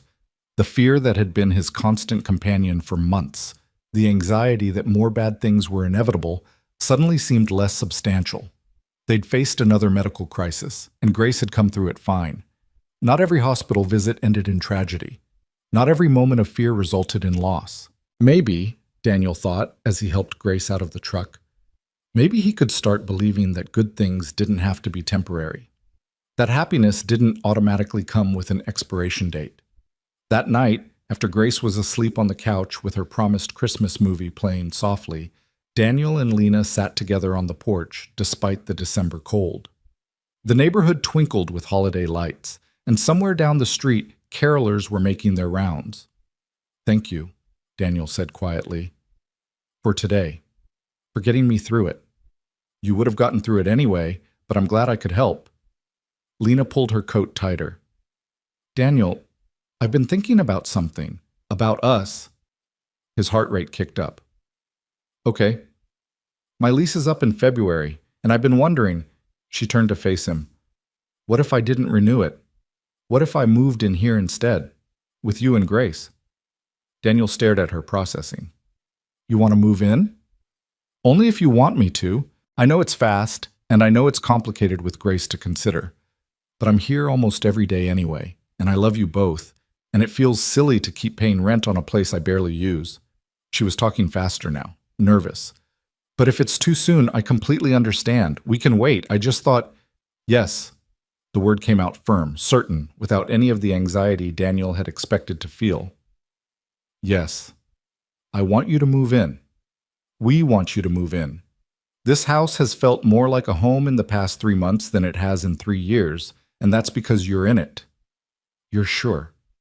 What about Grace? Grace will be thrilled. She already thinks of you as part of the family. Daniel pulled Lena close, kissing her with 3 months of accumulated love and trust and hope. Move in with us, please. They told Grace the next morning over pancakes. Her reaction was everything Daniel had hoped for and more. Really? You're really moving in? Grace bounced in her chair, then winced and held her incision. Ow! But really? Really, if that's okay with you. Lena watched her carefully. This is your home too, Grace. Your opinion matters. My opinion is yes, 1,000,000 times yes. Grace looked at her father. Dad, can Lena have the office? You never use it anyway, and she could make it pretty. We'll figure out the logistics, Daniel said, laughing. But yeah, probably she can have the office. The weeks leading up to Christmas were a blur of activity. Lena began moving her things in slowly. Clothes, books, the small touches that marked a space as truly hers. Grace helped decorate Lena's new room with an enthusiasm that bordered on manic, insisting they needed fairy lights and plants and good vibes. Daniel watched his daughter bloom under the attention of 2 adults who loved her, saw her confidence grow in ways he hadn't been able to foster alone. On Christmas Eve, the 3 of them attended the community tree lighting in downtown Riverbend. Grace, fully recovered from her appendectomy, ran around with friends from school while Daniel and Lena stood together, his arm around her shoulders, watching the tree illuminate against the night sky. I keep thinking about last year, Daniel said quietly. It was just me and Grace, and we were struggling. Money was tight, I was exhausted all the time, and Christmas felt like just another thing to survive. Now look at us. You survived more than Christmas, Daniel. You survived grief and trauma and nearly losing your daughter. You're stronger than you know. Lena kissed his cheek. But I'm glad you don't have to be strong alone anymore. Me too. He turned to face her fully. I know it's only been a few months. I know by any normal timeline, this is moving fast. But Lena, I love you. Completely. And I want to build a life with you. Not just cohabiting, but really building something together. Is that crazy? If it is, we're crazy together. She smiled up at him, her eyes bright with unshed tears. I love you too, both of you. This is the family I didn't know I was looking for. Grace came running back then, pulling them both toward the hot chocolate stand, and the moment passed into the general happiness of the evening. But later, after Grace had gone to bed with visions of presents dancing in her head, Daniel pulled a small box from his desk drawer. It was Jennifer's, he told Lena, opening it to reveal a simple gold ring with a small diamond. Her engagement ring. She told me in that letter she wrote, the one I read a year after she died. She said when I was ready to move forward, I should give this ring to whoever I chose to love next. That it would make her happy to know it was still being used to symbolize commitment. Lena's hand went to her mouth. Daniel, I'm not proposing, not yet. We both agreed to take things slow, and I meant that. He closed the box again. But I wanted you to know that I'm serious about this. About us. And when the time is right, when we're both ready, I'd like to ask you properly. With this ring, if you'd want it, or we could get a different one. I just thought... Lena kissed him, stopping the nervous ramble. I'd be honored to wear Jennifer's ring when the time comes. And Daniel, I'm serious about this too. About building a life with you and Grace, about being a family. Christmas morning was chaos in the best possible way. Grace tore through her presents with childlike glee, delighted by everything from books to art supplies to the new bike Daniel and Lena had conspired to get her. They ate pancakes for breakfast and Mrs. Chen's Christmas cookies for lunch, and nobody cared about proper meal timing because it was Christmas, and Grace was healthy and they were together. In the afternoon, while Grace was engrossed in one of her new books, Daniel found Lena in the kitchen making tea. He wrapped his arms around her from behind, resting his chin on her shoulder. Thank you for this, he said quietly, for making Christmas feel like magic again, instead of just survival. Thank you for letting me in, for trusting me with your heart and your daughter. She turned in his arms. I know this year started with trauma for both of us. The explosion, Grace's accident, but look where we ended up. Heroes find each other, Daniel quoted, remembering what Grace had said months ago at the hospital. That's what Grace told you, right? That heroes find each other? She's a smart kid, Lena smiled. Though I'm not sure either of us are heroes, just two people who made choices and got lucky. No, Daniel shook his head. Grace was right. You ran back into surgery when you were supposed to be on medical leave because you knew my daughter needed the best. I ran into a burning building for someone I didn't know. Those aren't luck. Those are choices that make us exactly what Grace said, heroes who found each other. They stood there in the kitchen, swaying slightly to music only they could hear, while Grace read peacefully in the living room, and outside Riverbend settled into a quiet Christmas afternoon. The past year had been impossibly hard, loss and fear and trauma stacked on top of old grief. But it had also brought them here, to this moment, to this family they were building from fragments of broken lives. Later that evening, after Mrs. Chen had come over for Christmas dinner and Grace had finally crashed from excitement and sugar, Daniel stepped outside onto the porch. The neighborhood was peaceful, lights twinkling on houses up and down the street, the air cold but not unpleasant. Lena joined him, wrapping a blanket around both their shoulders. What are you thinking about? Jennifer, wishing she could see this. See Grace so happy, so healthy. See that I kept my promise to move forward. Daniel's voice was thick with emotion. I think she'd like you. I think she'd be grateful that you're here, loving our daughter, loving me. I'd like to think so too. Lena leaned against him. And Daniel? I don't think you broke any promises to her. I think you honored every single one. You took care of Grace. You stayed strong, and when the time came, you opened your heart again. That took tremendous courage. It was mostly just fear and stubbornness. That too. She laughed. But you're here. We're here. And that's what matters. Inside, through the window, they could see Grace asleep on the couch, her new stuffed animal clutched in her arms. She looked peaceful, healthy, whole. All the things Daniel had feared he might never see again during those desperate hours in the hospital waiting room. You know what the crazy thing is? Daniel said quietly. If that gas leak had never happened, if there had been no explosion that night, I never would have met you. You would have finished your shift, I would have dropped off those reports and gone home, and our lives never would have intersected. Butterfly effect, Lena echoed his words from months ago. One small change and everything's different. Right. And I know I should regret the explosion, should wish it never happened because people got hurt, and we both almost died, but I can't. Because it brought you into our lives. He turned to face her fully. Is that terrible? To be grateful for trauma because of where it led? I don't think it's terrible. I think it's human. Lena cupped his face in her hands. We can acknowledge that bad things happened and be grateful for the good that came from them. Those ideas aren't mutually exclusive. The explosion was terrifying and painful, but it also led me to you. Grace's accident was the worst night of your life, but it brought us together in a way that nothing else could have. That's not wrong to acknowledge. When did you become so wise? I keep telling you, near-death experiences give perspective. She kissed him softly. Now come inside. It's cold, and I want to give you your Christmas present. We already exchanged presents this morning.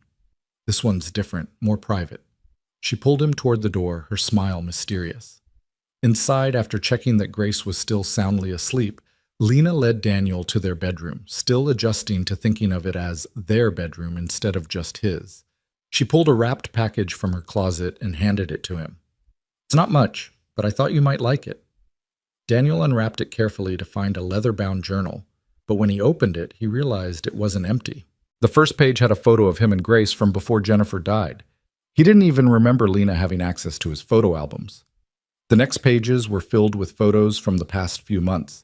Him and Grace at the hospital, Grace and Lena coloring together, the three of them at the ice cream parlor, a selfie Lena had snuck of him sleeping on the couch with Grace curled against him. Interspersed with the photos were journal entries in Lena's neat handwriting, small observations, funny moments, quotes from Grace, reflections on what this family meant to her. The final page was blank except for one sentence. Here's to the story we're still writing together. Lena, Daniel's voice broke. I don't even have words. You gave me my life back, she said simply. I wanted to show you what you've given me since then. A family, a home, a future I didn't know I wanted until I found it with you both. Daniel pulled her close, the journal pressed between them, and let himself feel the full weight of this gift. Not just the physical book, but what it represented. Someone who saw him, who valued not just the hero who'd run into the fire, but the tired father making pancakes, the man working double shifts to pay bills, the person trying his best and often falling short but never giving up. I love you, he whispered into her hair. So much it scares me sometimes. I love you too. And Daniel? It's okay to be scared. Love is terrifying, but it's also the most worthwhile risk we ever take. They stayed like that for a long moment, holding each other in the quiet house, while outside the neighborhood dreamed its Christmas dreams, and inside their daughter slept peacefully, safe and loved and whole. The next morning, Grace woke up early and crawled into bed between them, something she hadn't done since she was very small. Morning, she mumbled, still half asleep. Can we have pancakes again? We had pancakes yesterday, Daniel pointed out. But they're Christmas pancakes. They taste better. That's science. Grace snuggled closer. I'm glad Lena's here. This is the best Christmas we've had in forever. It really is, Lena agreed, reaching across to stroke Grace's hair. Though I think next year we should start a new tradition. What do you think about volunteering at a soup kitchen or shelter? Giving back to the community? Like heroes do? Grace perked up at this. Yeah, we should do that. Dad, can we? We can definitely do that. Daniel looked at these two people who'd become his whole world, feeling gratitude so profound it was almost painful. We can do anything, as long as we're together. And so they did. The months that followed brought new rhythms and new challenges. Lena's promotion meant longer hours initially, but true to their promise, they made it work. Daniel adjusted his schedule, Grace learned to be more independent, and somehow they found balance. Grace thrived with two adults who loved her, her confidence growing as she realized that families could be built in unconventional ways and still be whole. By spring, Grace's scars from both surgeries had faded to thin white lines, warrior marks, she still called them, badges of survival. She told the story of the accident and her recovery to anyone who'd listen, always making sure to mention how Nurse Lena had saved her life, just like her dad had saved Lena's life.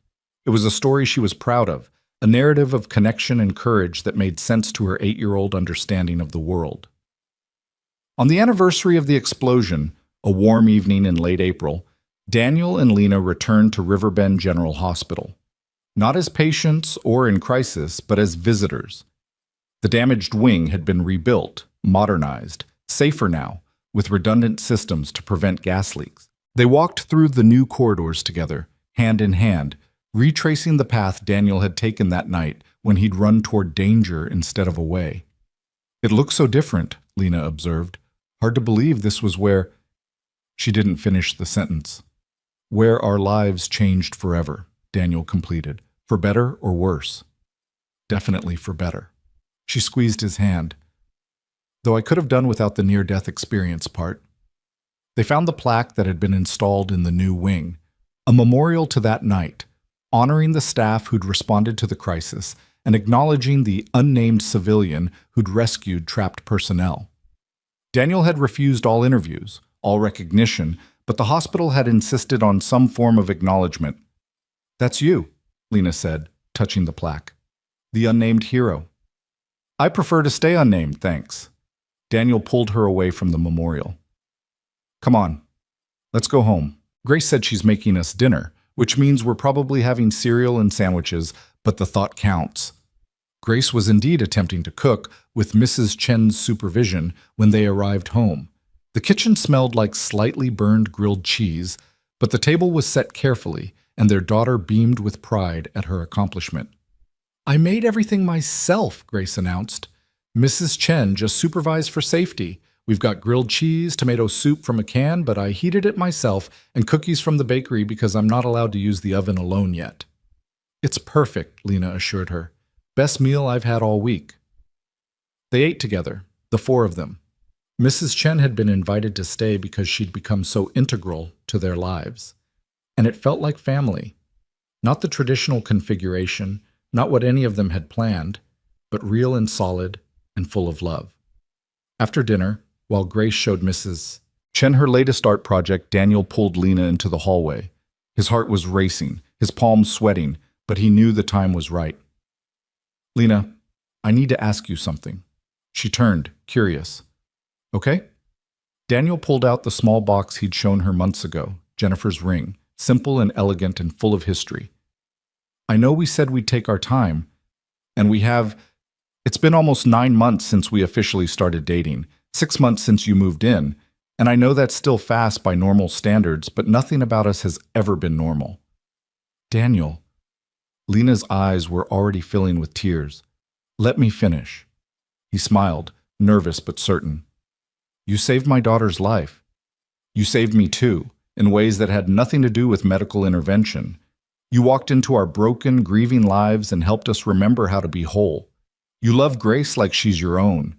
You make me laugh and challenge me to be better and remind me every day that it's okay to be happy again." He got down on one knee, right there in the hallway of their small duplex, and opened the box. "Lena Brooks, will you marry me? Will you officially become part of this weird, wonderful family we've built from trauma and courage and love?" "Yes." The word came out choked with emotion. "Yes, absolutely yes." Daniel slipped Jennifer's ring onto Lena's finger. It fit perfectly, as if it had been waiting all this time for exactly this moment. Lena pulled him up and kissed him, and from the living room they heard Grace's delighted shriek. "I knew it! Mrs. Chen, I told you he was going to propose. Pay up!" "You bet on my proposal," Daniel called, laughing through happy tears. Grace appeared in the hallway, bouncing with excitement. "Mrs. Chen said he'd wait until summer. I said he'd do it before May. I was right." She threw herself at Lena. "You're really going to be my stepmom? For real official?" "For real official," Lena confirmed, hugging her tight. "If that's okay with you, it's the best." Grace pulled back, suddenly serious. "Do you think my mom would be okay with this? With you marrying Dad and being my new mom?" Daniel knelt down to his daughter's level. "I think your mom would be thrilled. She loved you more than anything, and she wanted you to have people in your life who loved you just as much. Lena does, and I think Mom would be grateful for that." "Okay, good." Grace hugged them both. "Because I really love Lena, and I don't want to feel bad about it." "You never have to feel bad about love," Lena told her gently. "Love doesn't replace other love. It just adds to it. You can love your mom's memory and love me at the same time. There's room in your heart for both."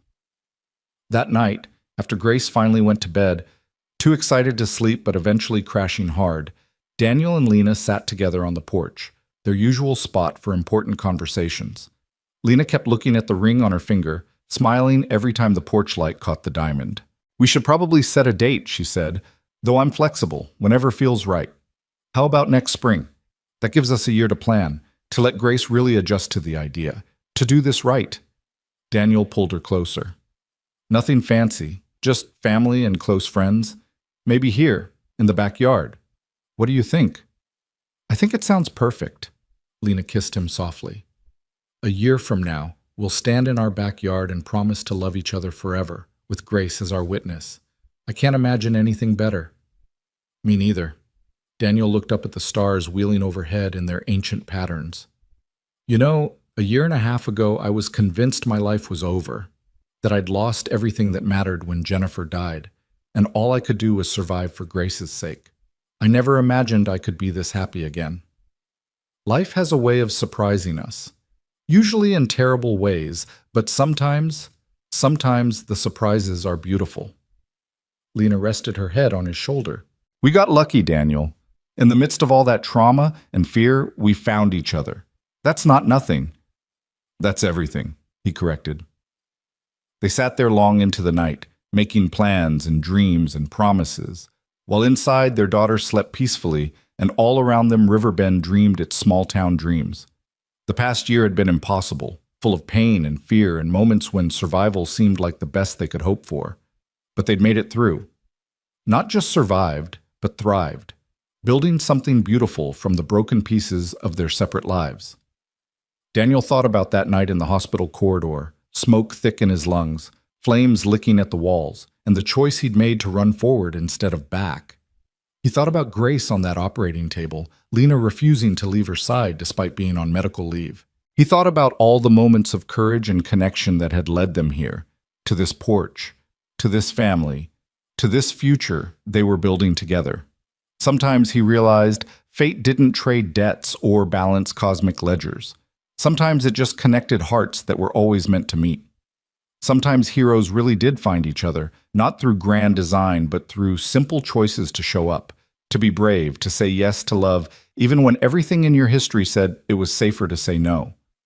And sometimes, in the quiet moments between one breath and the next, you could feel the universe smiling, acknowledging that yes, this was right, this was good, this was exactly how broken things were meant to heal. "What are you thinking?" Lena asked, noticing his silence. "That I'm grateful for the explosion, as terrible as that sounds, for Grace's accident, even though it nearly killed me with fear, for every impossible circumstance that brought us together." Well, Daniel kissed the top of her head. "I'm grateful for all of it because it led me to you." "Me too." Lena lifted her hand, admiring the ring in the starlight. "Here's to new beginnings, to families built from courage, to heroes who find each other." "To us," Daniel agreed, "to the story we're still writing together." And somewhere in the house behind them, Grace dreamed of weddings and families and a future so bright it made the past's darkness worthwhile. Because that's what love did. It transformed tragedy into triumph, turned survivors into heroes, and proved that sometimes the best things in life came from the moments when you chose to run toward the fire instead of away from it. The story that had started with an explosion in the rain, with smoke and fear and a stranger's desperate cry for help, had become something neither Daniel nor Lena could have predicted. Not a tale of debt and repayment, but of connection and courage, and the beautiful complexity of human hearts learning to open again after trauma.